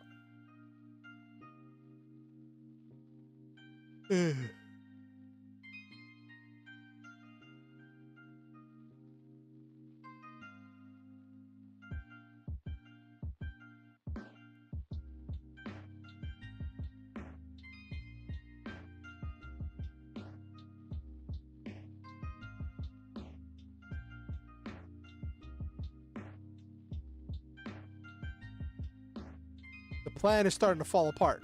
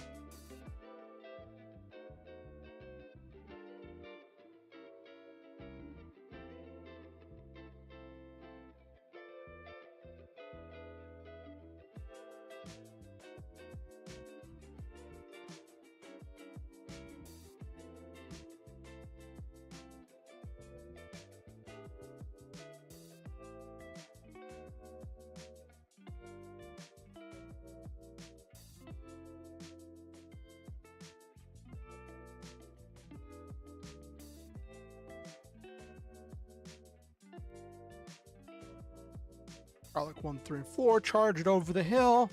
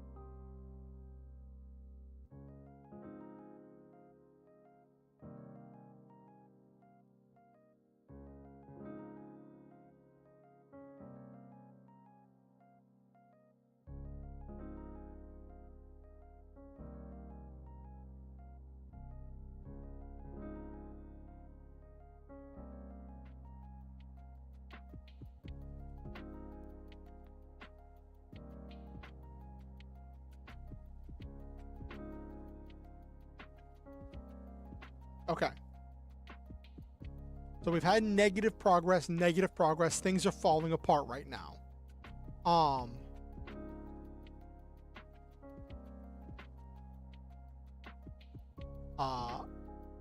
I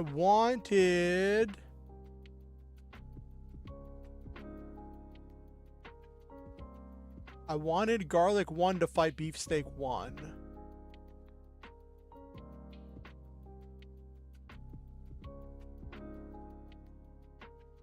I might flip it around.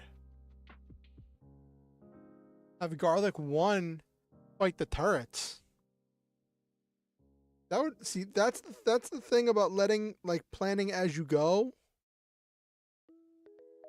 All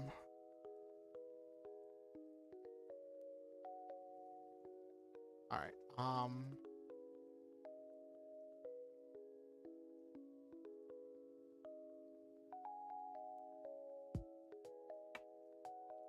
We're gonna do a positive thing where something goes right for them for a second.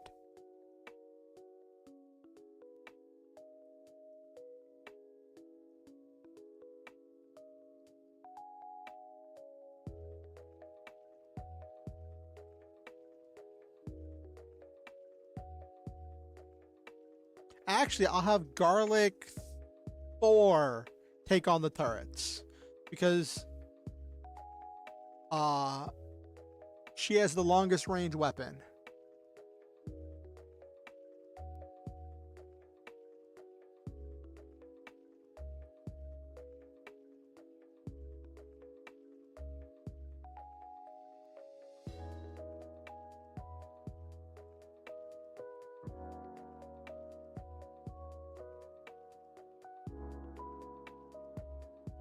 React. Pause.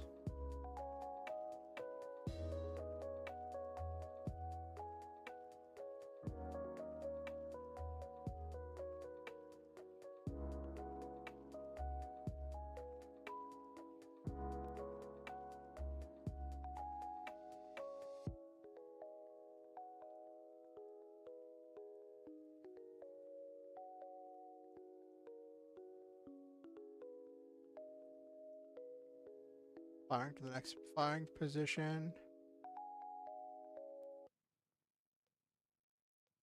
Act.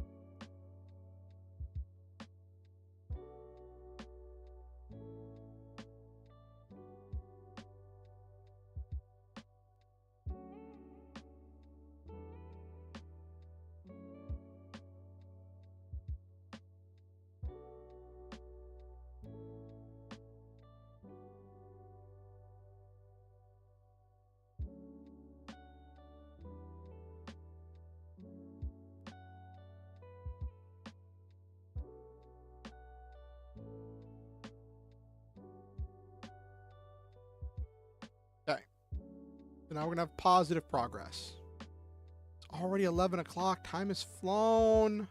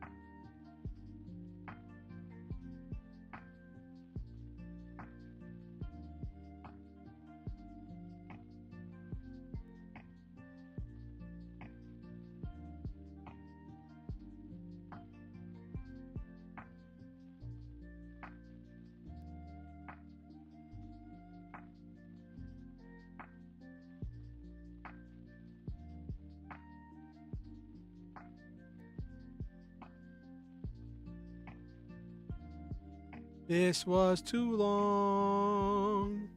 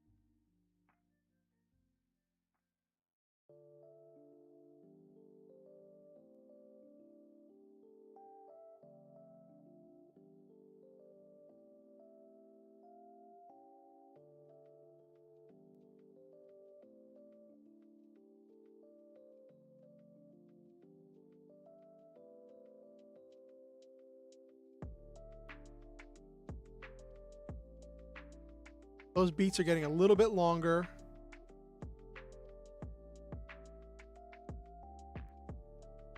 How long has the fight gone so far? I don't want this to go too long.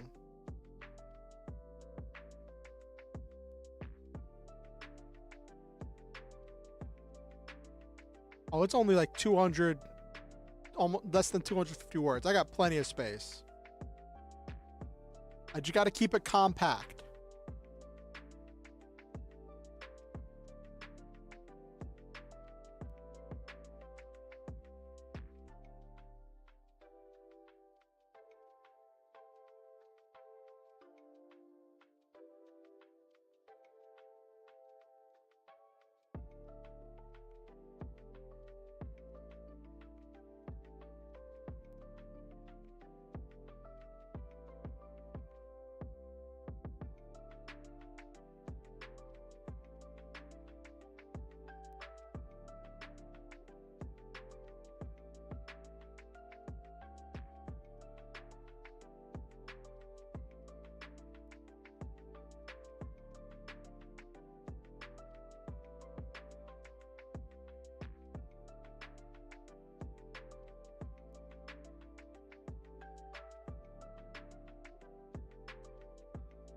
I like jumping around a little bit because I think that that's frantic and like shows some of the things, like everything is just going crazy right now. There's stuff happening all across the battlefield.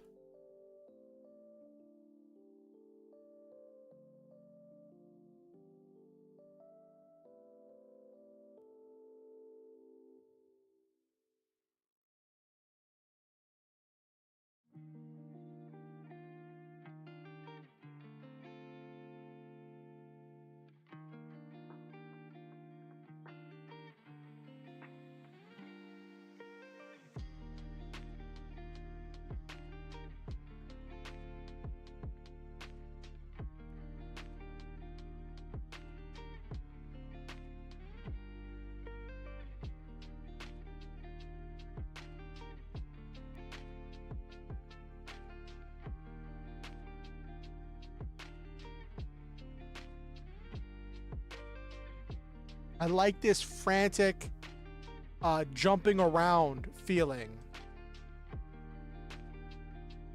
So let's do another thing. Conflict. There's the goal.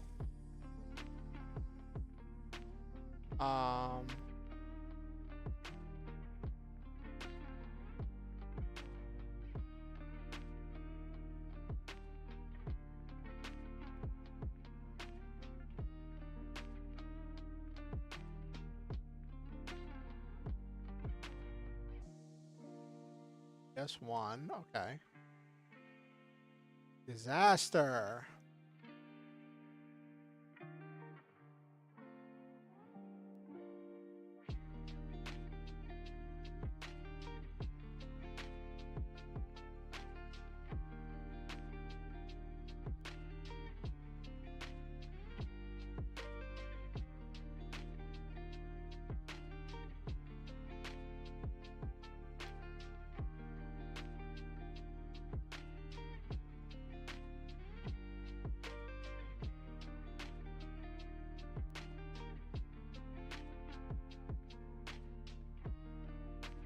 Okay.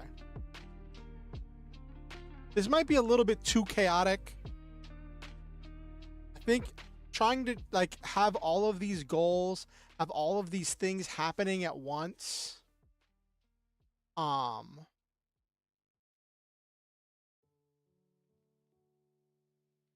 Is just a lot happening and it might be a little bit too frantic.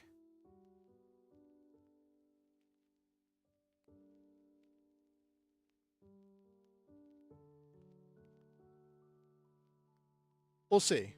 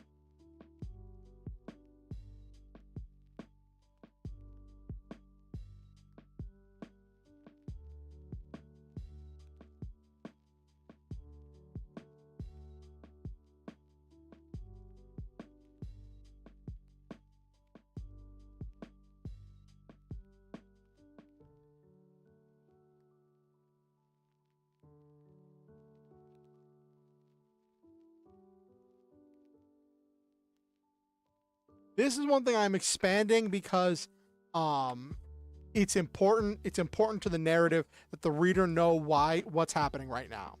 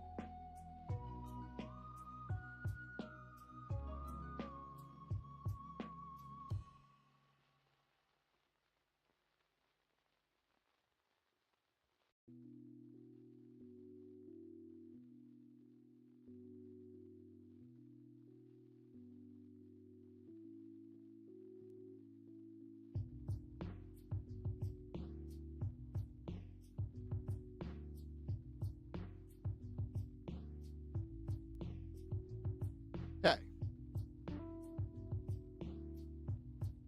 Next, we're gonna have a positive one because I wanna react to that last thing of the perimeter sensor going off. So now we're gonna have a positive progress.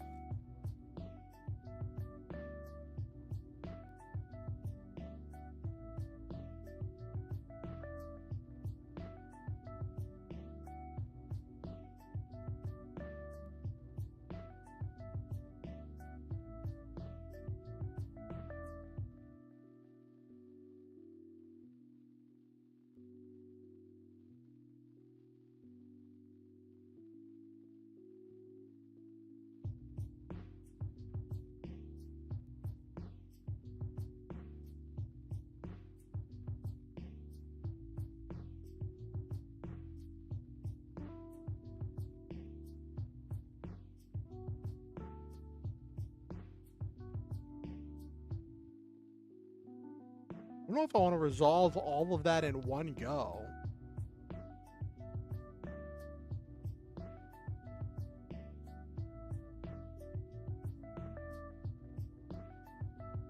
Oh my gosh, it's 11:17. Time has flown.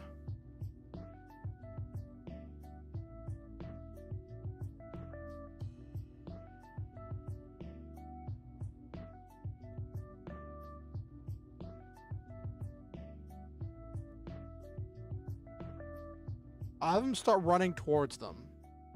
Okay.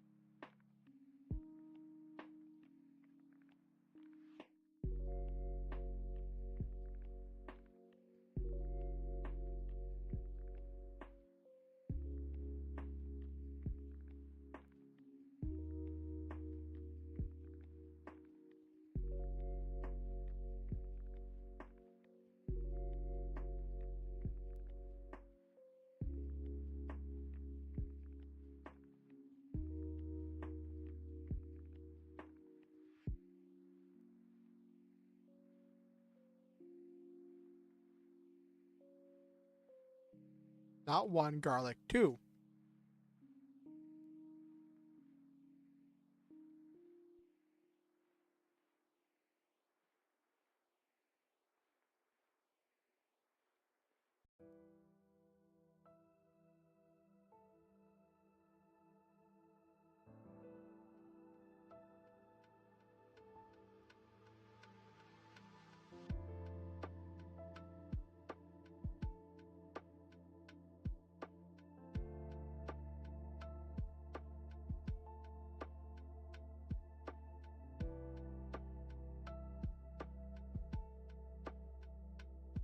Okay. We've introduced significant complications. And we're keeping it moving.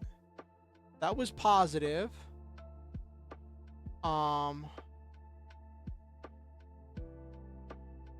Okay. All right. So we did not finish the entire thing. How many words did we get done tonight? Got 1,300 words done.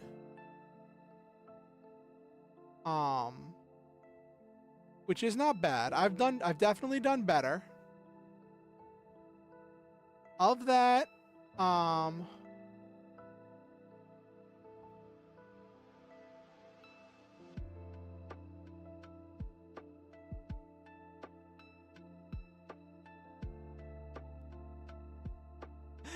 of that,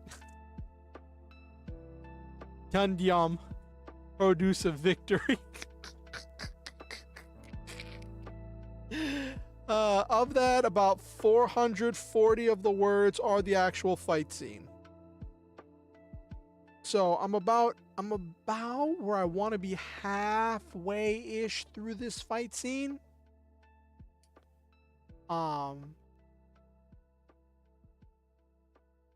Actually, you know what? I don't know. I don't know how late you stay up, Nabiru. But honestly, as soon as I end stream, I'm just going to keep working on this project. So, if you'll humor me a little bit, I want to at least get done with this fight scene. So we're just going to go a little bit later. As long as you're willing to go on this ride with me. But I do like that produce of victory. That's funny. Gundam. I'm writing that down.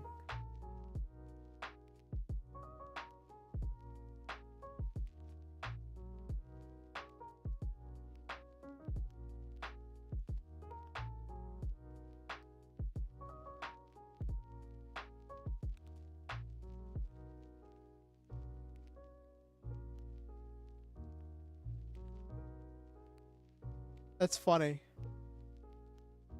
Like Veggie Tales, but weirder. Okay. I want to start.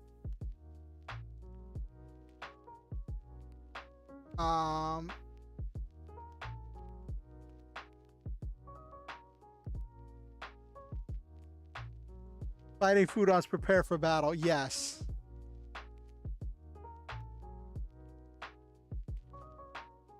All right.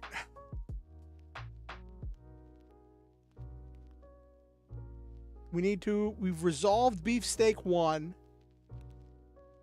Now we need to resolve Beefsteak 2. Beefsteak 1 took a really hard hit.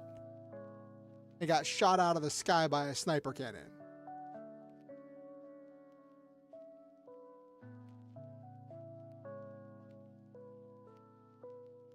So we're gonna have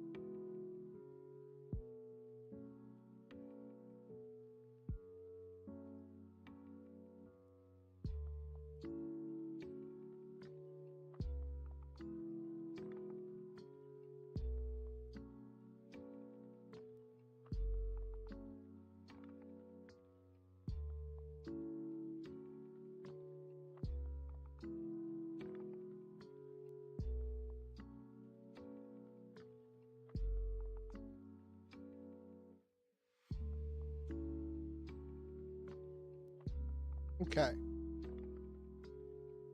Ba ba ba ba ba ba ba ba ba ba ba ba. Okay. So that's where we're at with that. Now let's jump back over to Garlic 1 and Garlic 3, who are currently dancing with BS2.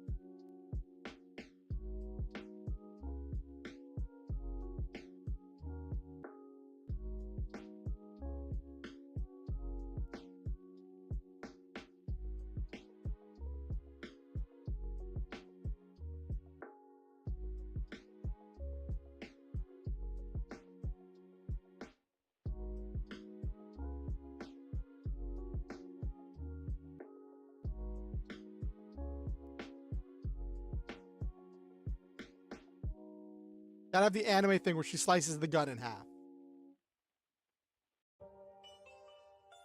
Things are not looking great for them.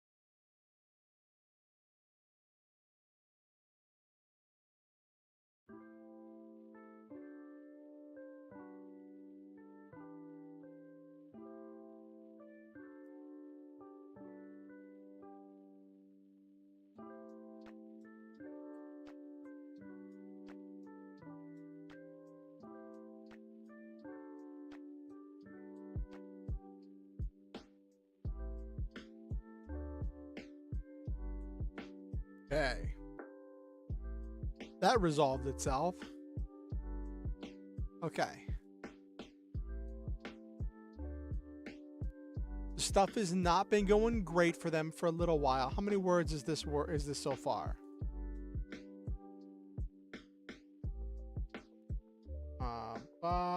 Word count. All right, so it's about 600 words. So I can start wrapping up the fight now. I can start wrapping up the fight now because I don't want it to be so way off that it takes forever.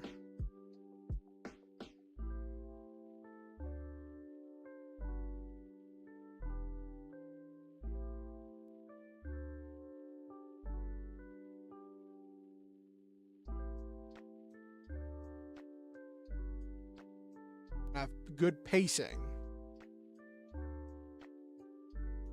Let's jump back to Garlic 2.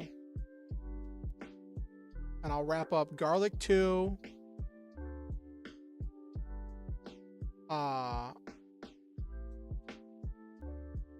This is going to be a long fight scene, actually. I've set up so many moving pieces. This might go over the 900 I wanted for the fight scene.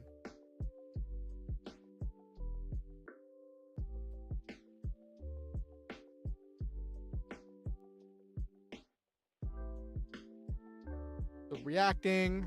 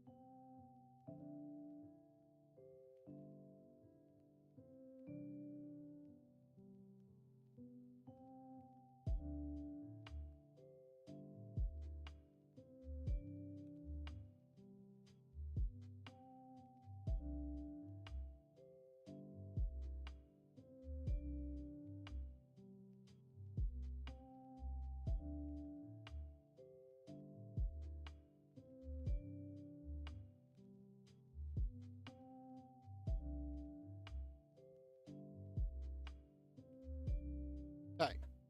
I have positive progress.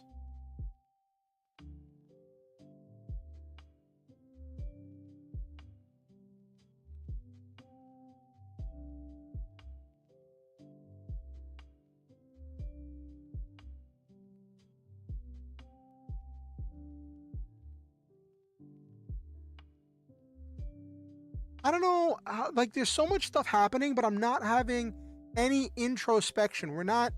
I think this might be, I think I might have to scrap this.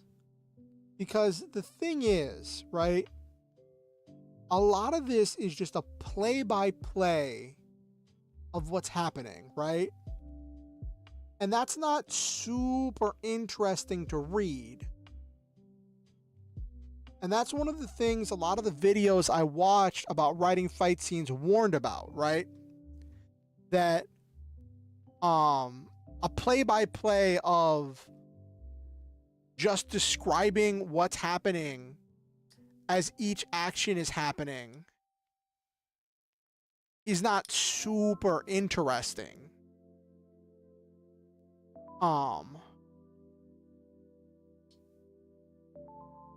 Yeah.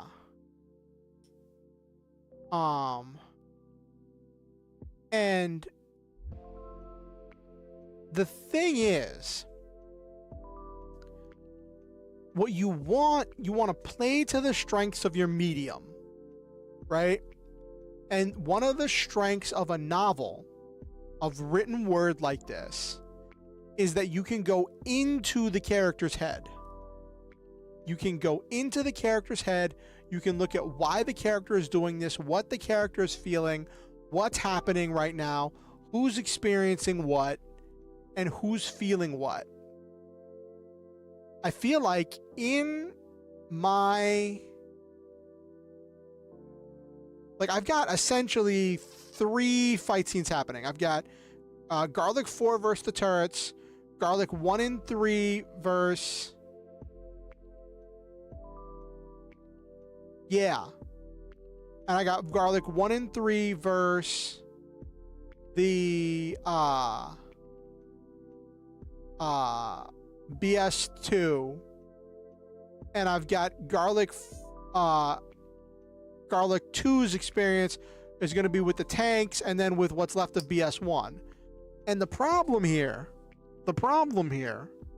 is I've got these 3 relatively interesting things, but I have had like 2 characters speaking. I haven't had any dialogue. I haven't delved into any of the characters. Like, I haven't delved into any of the characters' minds or why they're doing what they're doing, why they're feeling what they're feeling, or had any character moments. Like, their plan has fallen apart, right? Their plan has completely fallen apart. Yeah. And I did not stop to reflect on them experiencing their plan falling apart once. So there's not been any character moments whatsoever. And I think that's a problem. I think this was a step backwards, which is kind of sad. I feel like my writing is more concise.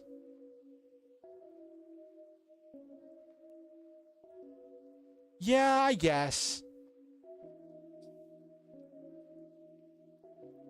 Yeah, that makes sense, Naberu. It was definitely more of a shonen fight scene where it's just fighting for the sake of fighting. Like, they're told that they need to take this base. So there's not like a whole lot of character moments. But outside of the initial scene that sets the scene, there weren't any character moments in the fight. No one had flashbacks. No one's had character moments. And I think this might be a bit bigger than this. I think I need to go back and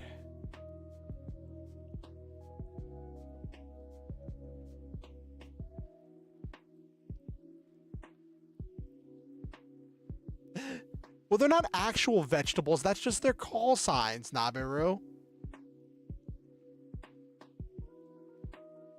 They're not, these are not vegetables piloting mechs. That would be very interesting. A vegetable piloting a mech.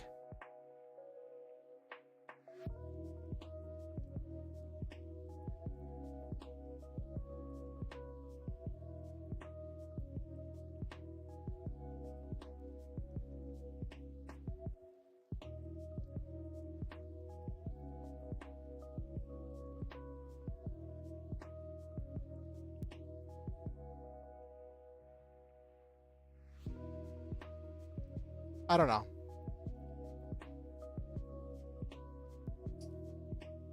I think what I might do is write this in layers.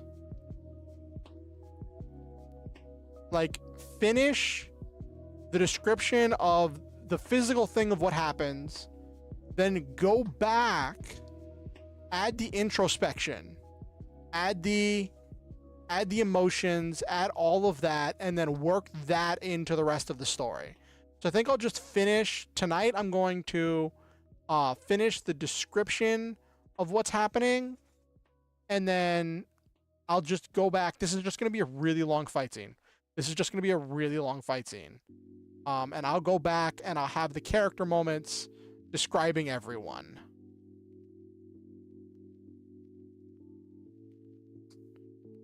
Okay.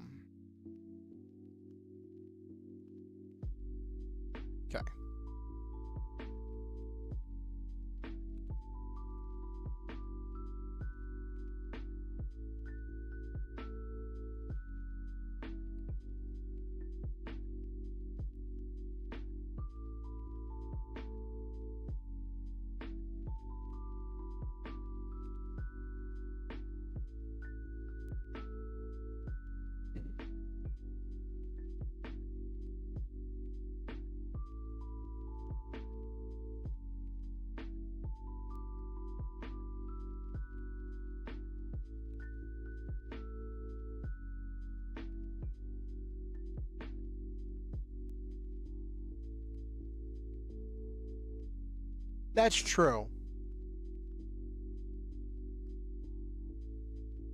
Maybe this is just a different type of fight scene.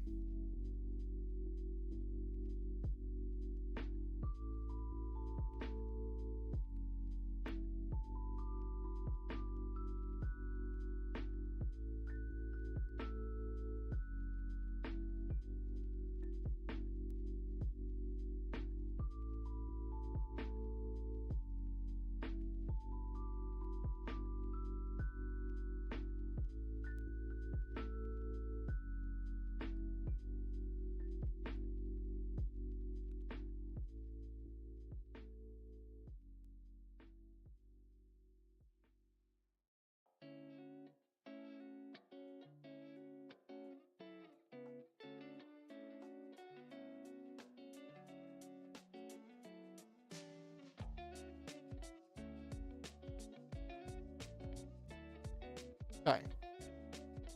So I'm just going to accept that this is going to be long. And this is what happens when I don't kill off characters.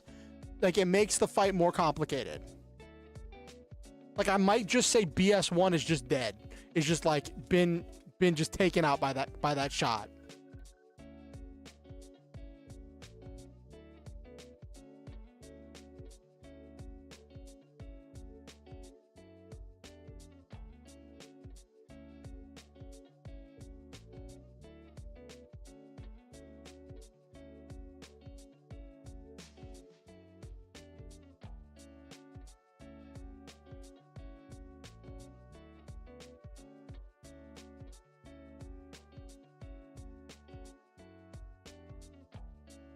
At this point, goal.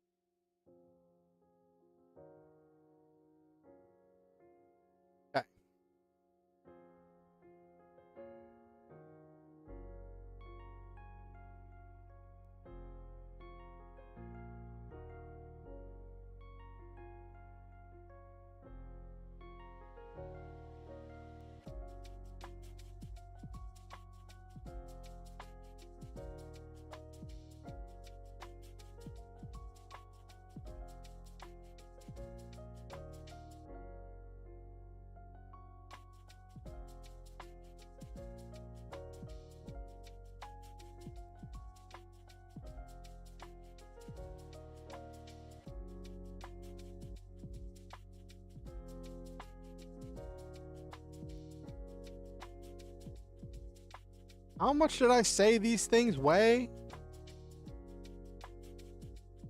Did I put that in the first one?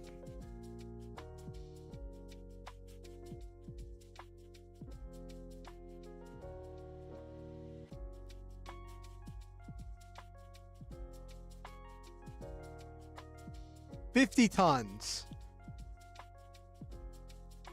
We are having some suspension of disbelief that there are trees that are holding up a 50-ton mech.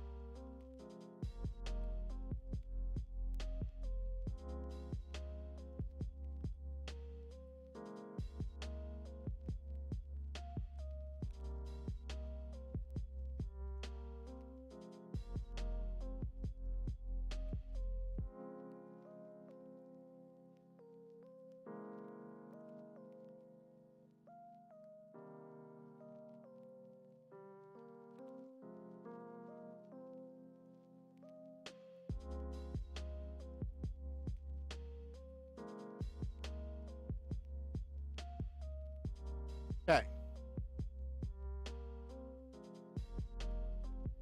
So that resolves him. He's going to be climbing up, and he's going to come back, and he's going to land the final blow with the sniper cannon.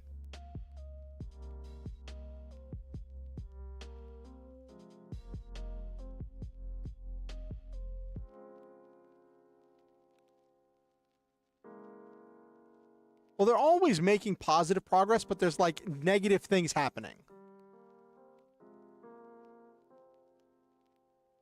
Let's jump back to Garlic 4.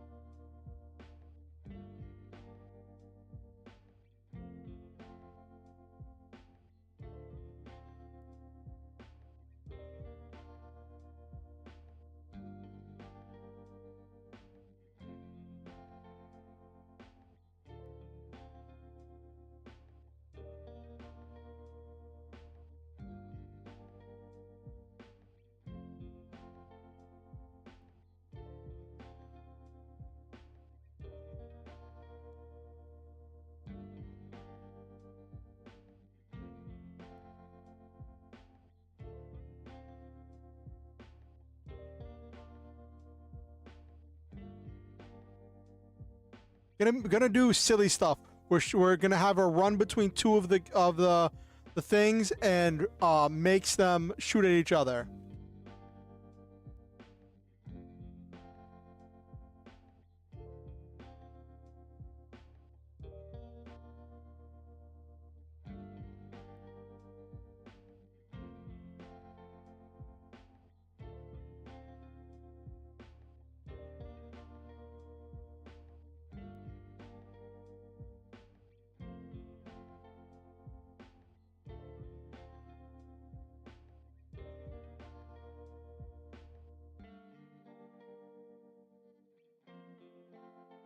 Okay.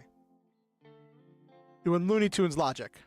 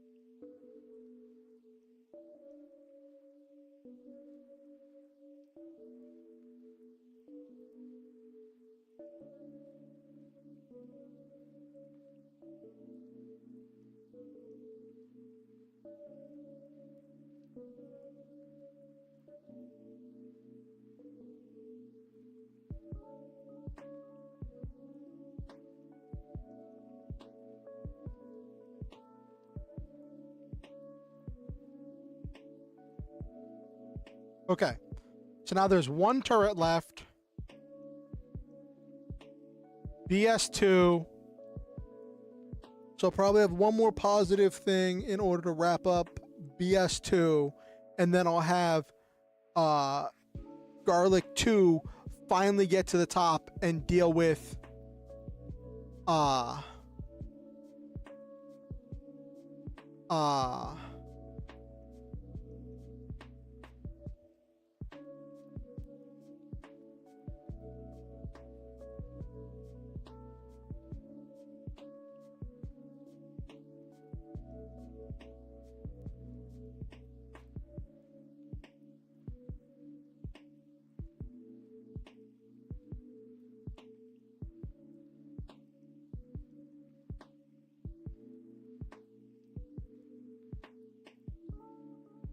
okay. All right. Ooh. Okay. One.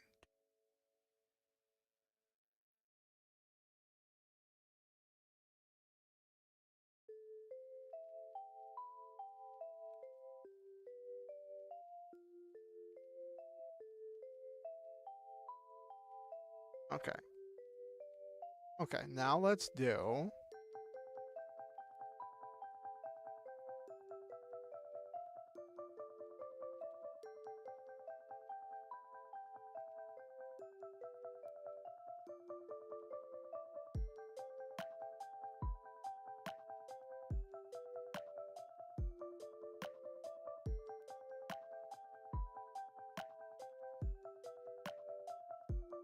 okay.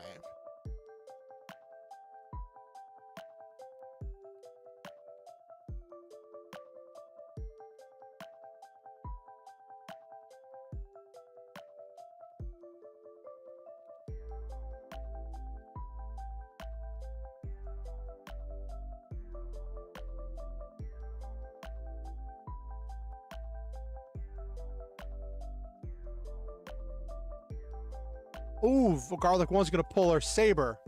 Her superheated saber.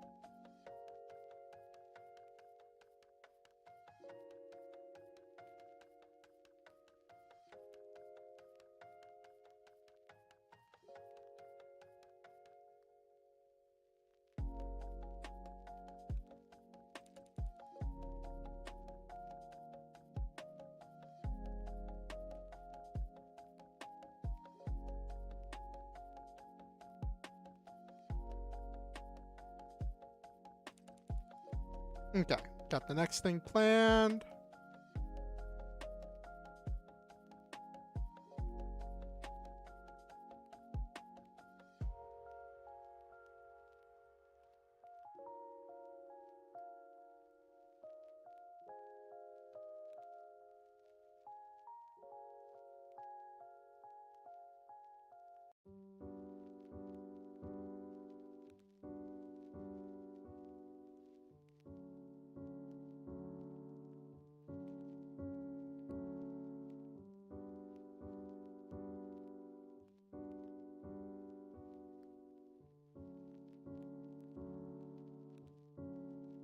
And ignites it. Okay.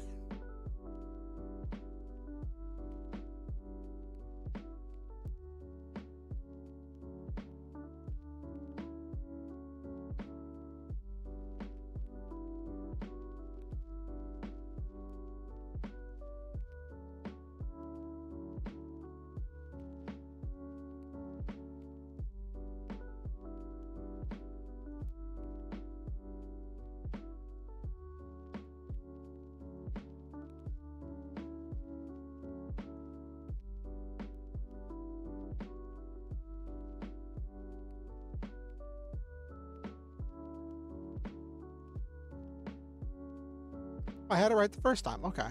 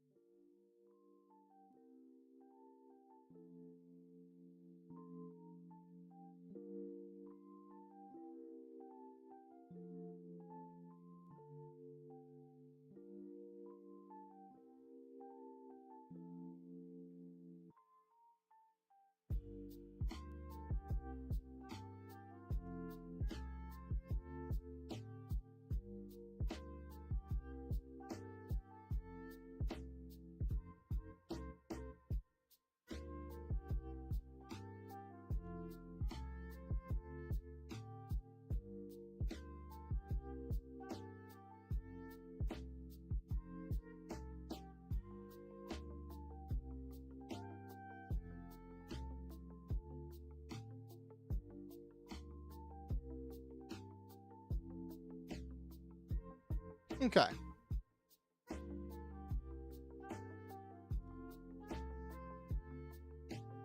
So they are taking damage. They are getting beat up. Okay.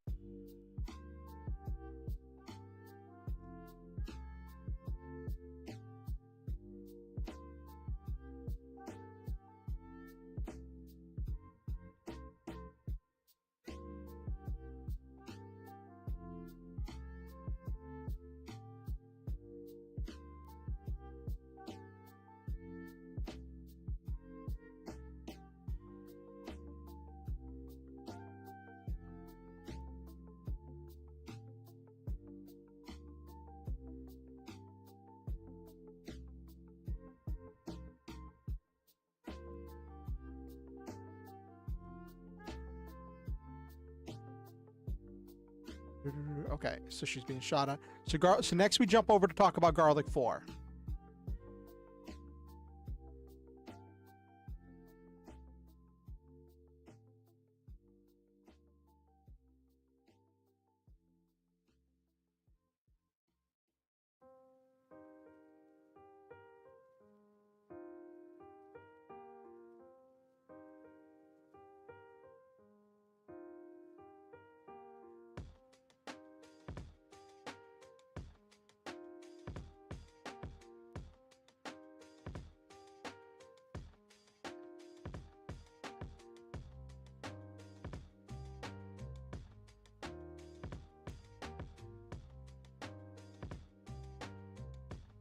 Okay, now we're going to a negative progress where things are going to get real bad.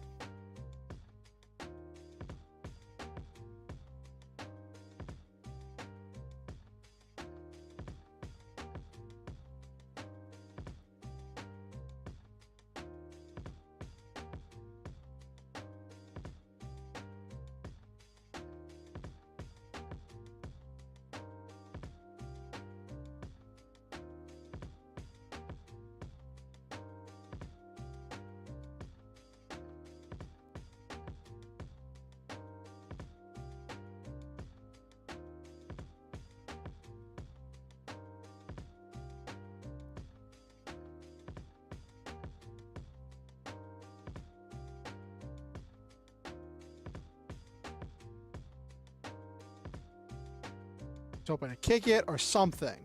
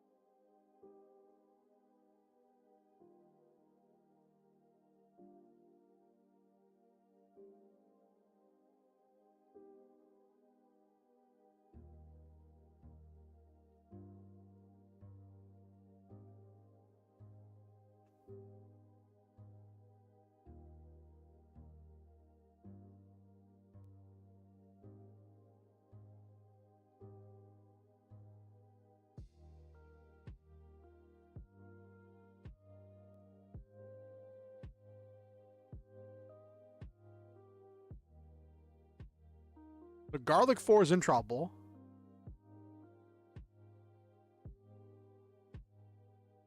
The other ones are having a hard time of it.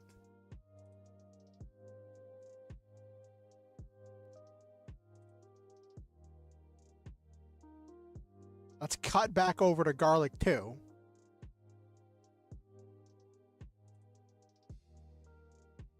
Okay. We need something positive.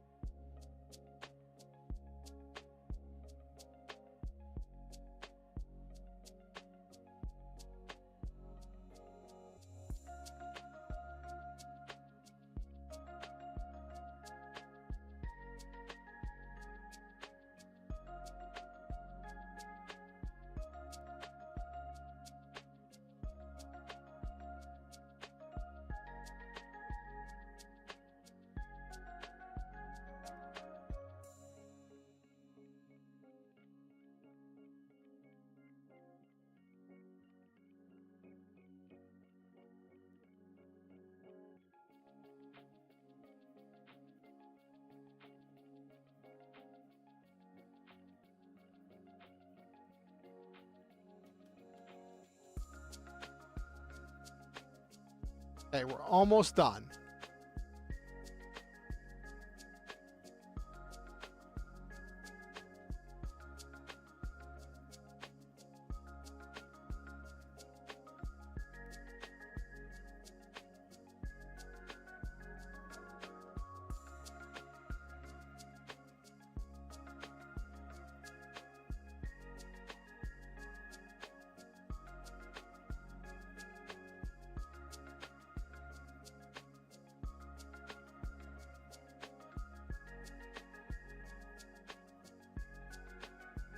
I want to say it took off the mech arm.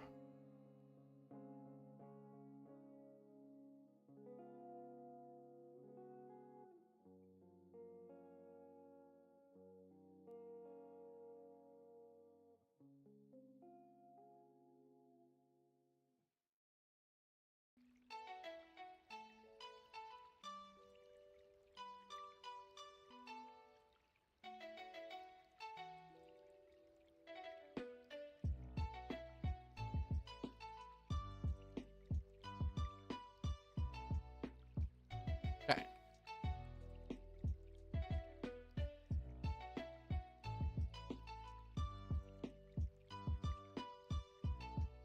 What did I have for garlic 3?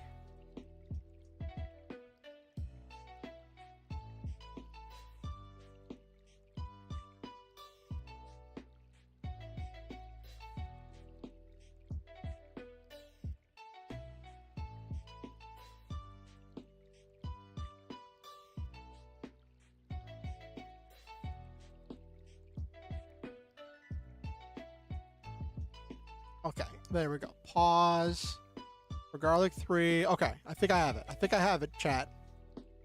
I know this has been a long one, and you've all been great. You've been great to ride through this with me. We were just so close. I had to finish it, chat. I had to finish it.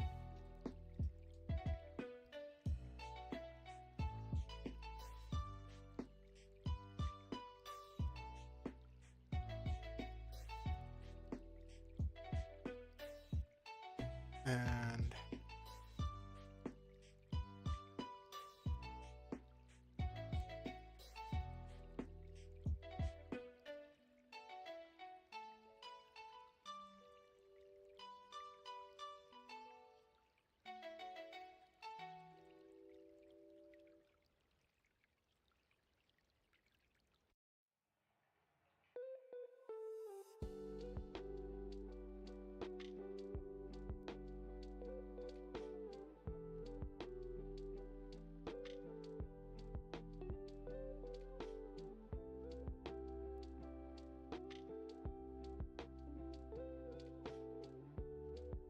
to see.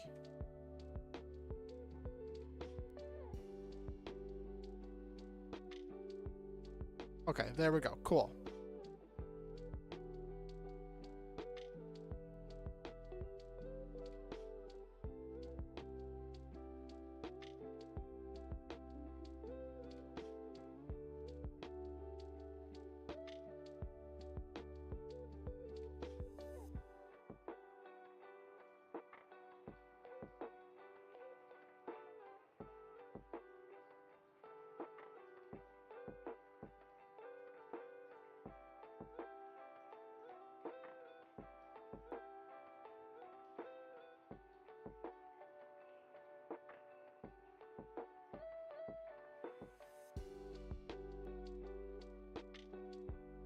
Because I had him abandon the cannon.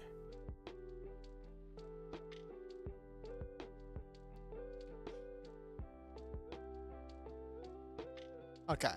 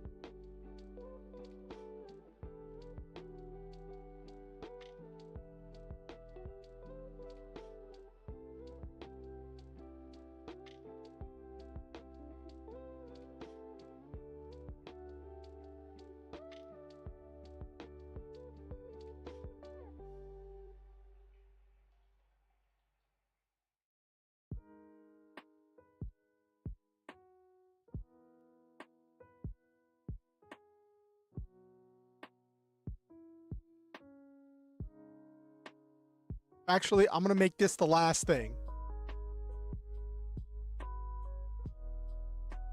I'm gonna make that the last one.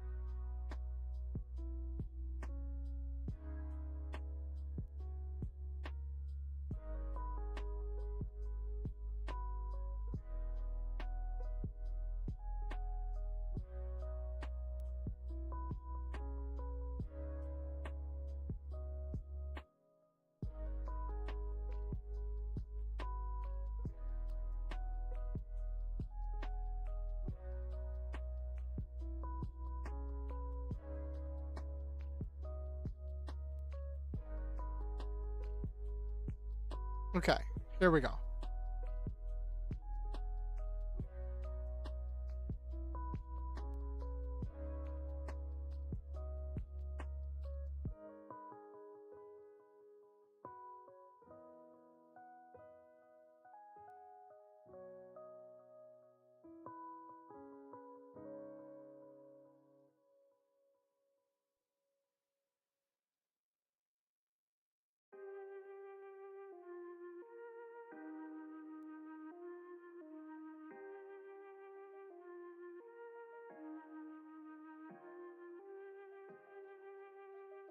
Okay, almost got it.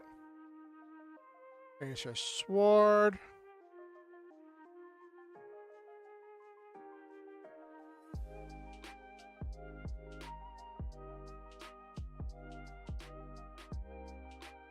I realize Garlic 3 kind of hasn't done anything for the last little bit. Like, Garlic 3 landed one shotgun shot, and then...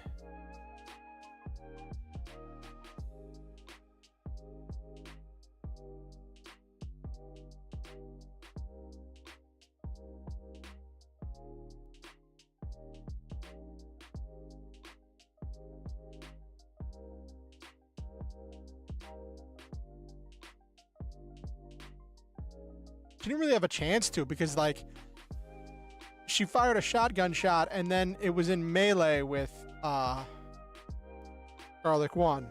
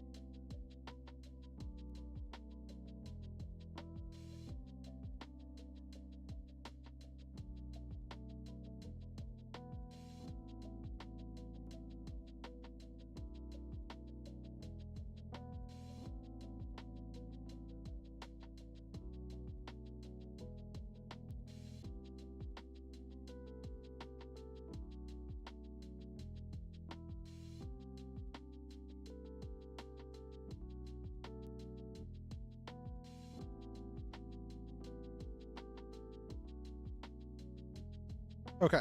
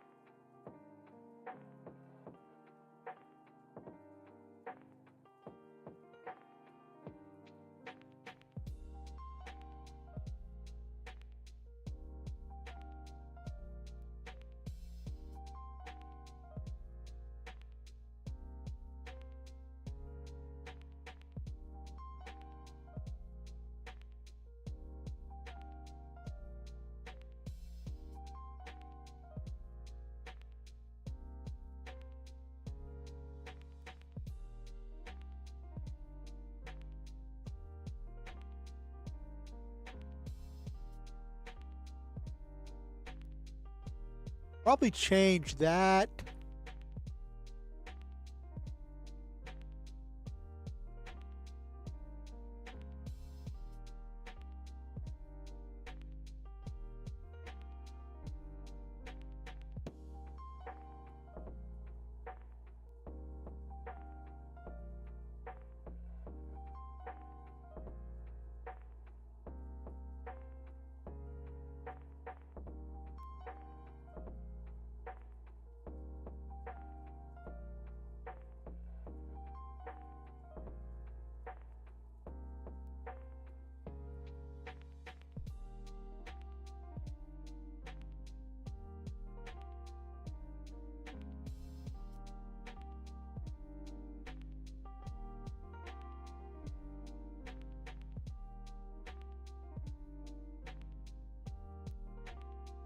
I'm gonna do this anime style where she sees the particle cannon spinning up.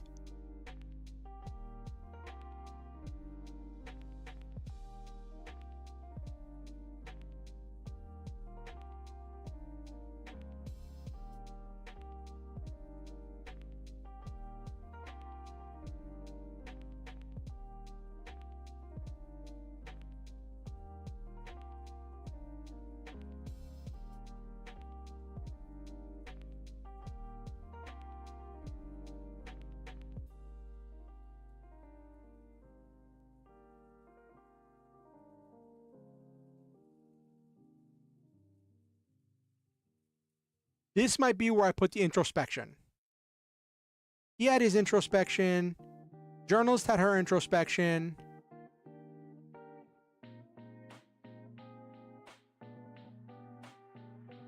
Okay.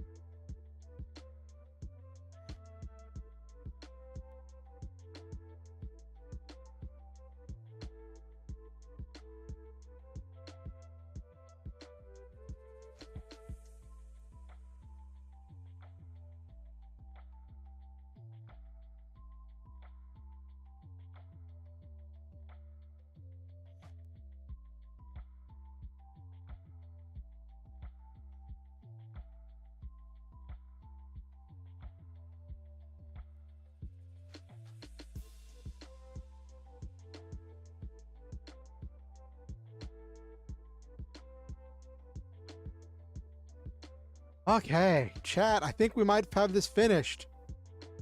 And I managed to put a character moment for each one. 1, 2, 3, 4. Well, except for Salt 1. We didn't do anything with Salt 1.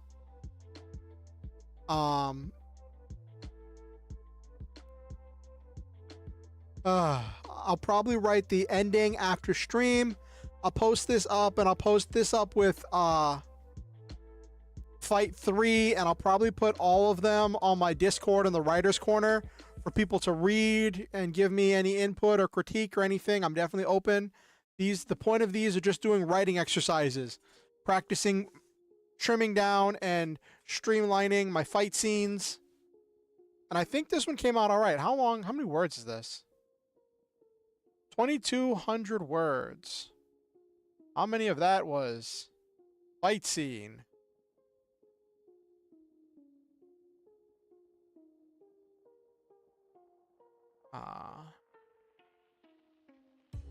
That was a lot of fight scene.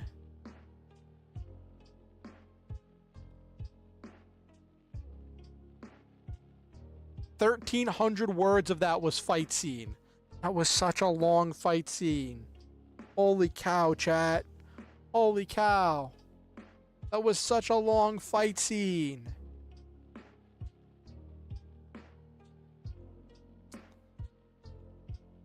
And one of the characters, one of the enemies got away. One of the enemies got shot down and they don't know where he went.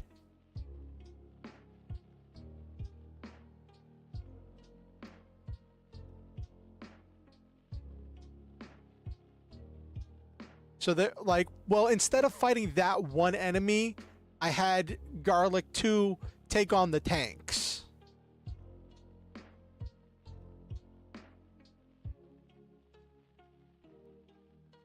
Yeah. That's true.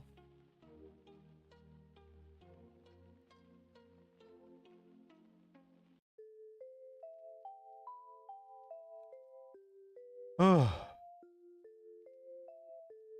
glad we got through it, though. I'm glad we didn't stop in the middle. This is the largest fight scene I think I've ever written. No, it's not that level of long. The thing is, this wasn't so much a fight scene as much as it was more of a battle. Like, it was a battle of two different sides fighting each other. And one of the things about battle is sometimes less is more. Sometimes just the threat of battle is enough to... so just the reference to battle is enough to cover what you need for the sake of the story. So, like, I'm sure there are things I could trim out. I'm sure there are definitely things I could trim out in order to... I think there's definitely things I could trim out in order to make it better, more concise. And that's definitely something I want to work on, but I'm always willing to accept some well-meaning and well-intentioned critique on. Alright. Ooh. We save this file before something terrible happens.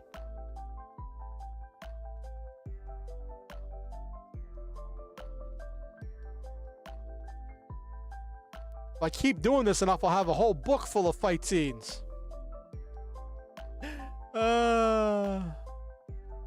Alright, let's wind down for the night. Oh my gosh, 4-hour stream. Oh my gosh. Hey, at least we didn't have technical difficulties. It looks like all the changes I made to stream last time seemed like they really helped out. Like, we didn't have any issues with stream at all that I saw. So that was good. I think I'll probably do a gaming stream on Monday just to get away from this. Because I have been doing this. I've been doing these exercises all week. So I'm probably going to do some kind of a gaming stream on Monday. We'll see. Got to see how things pan out. Anyway.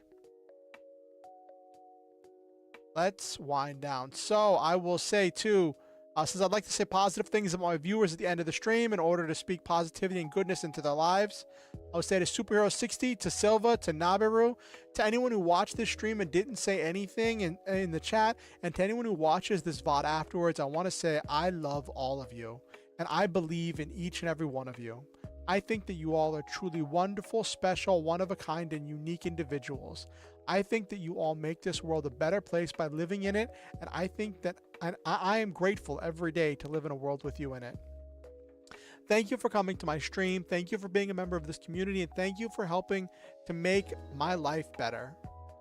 Thank you for giving me your time, your attention, and your energy. Always remember the Star Hunter motto: shoot for the stars, have wonderful adventures, live your dreams, and always stop to enjoy the memes.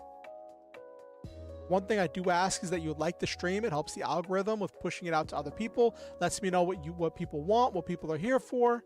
Lets me know how people were here. And if you if you want to keep up with what I'm doing on YouTube, you can subscribe and ding the notification bell to let you know whenever I release any new content or whenever I go live. If you want to keep up with what I'm doing outside of YouTube, you can follow me on X or Twitter and join my Discord. Links to both of those are in the description down below. One thing, I want you all to know that I do not expect you to donate. No one is required to donate. No one is expected to. I never want anyone to feel like they have to pay to be welcome here, or that they have to give money in order to be a part of the community.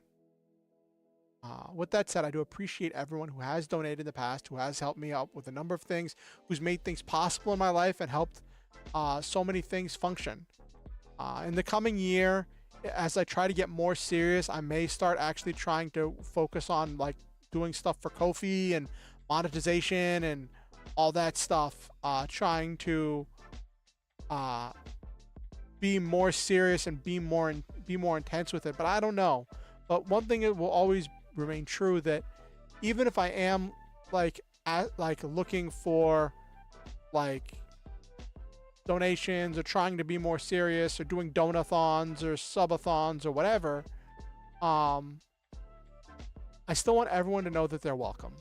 I want everyone to know that they are welcome and that they are a beloved member of this community. With that said, if you ever feel motivated to donate to improve the stream, to improve my life, to help me with any number of things, and you are in a position in which you are financially capable and safe to do so, there are links where you can do so down below in the description. Have yourselves a wonderful night, and I want you to know you're amazing. Of course.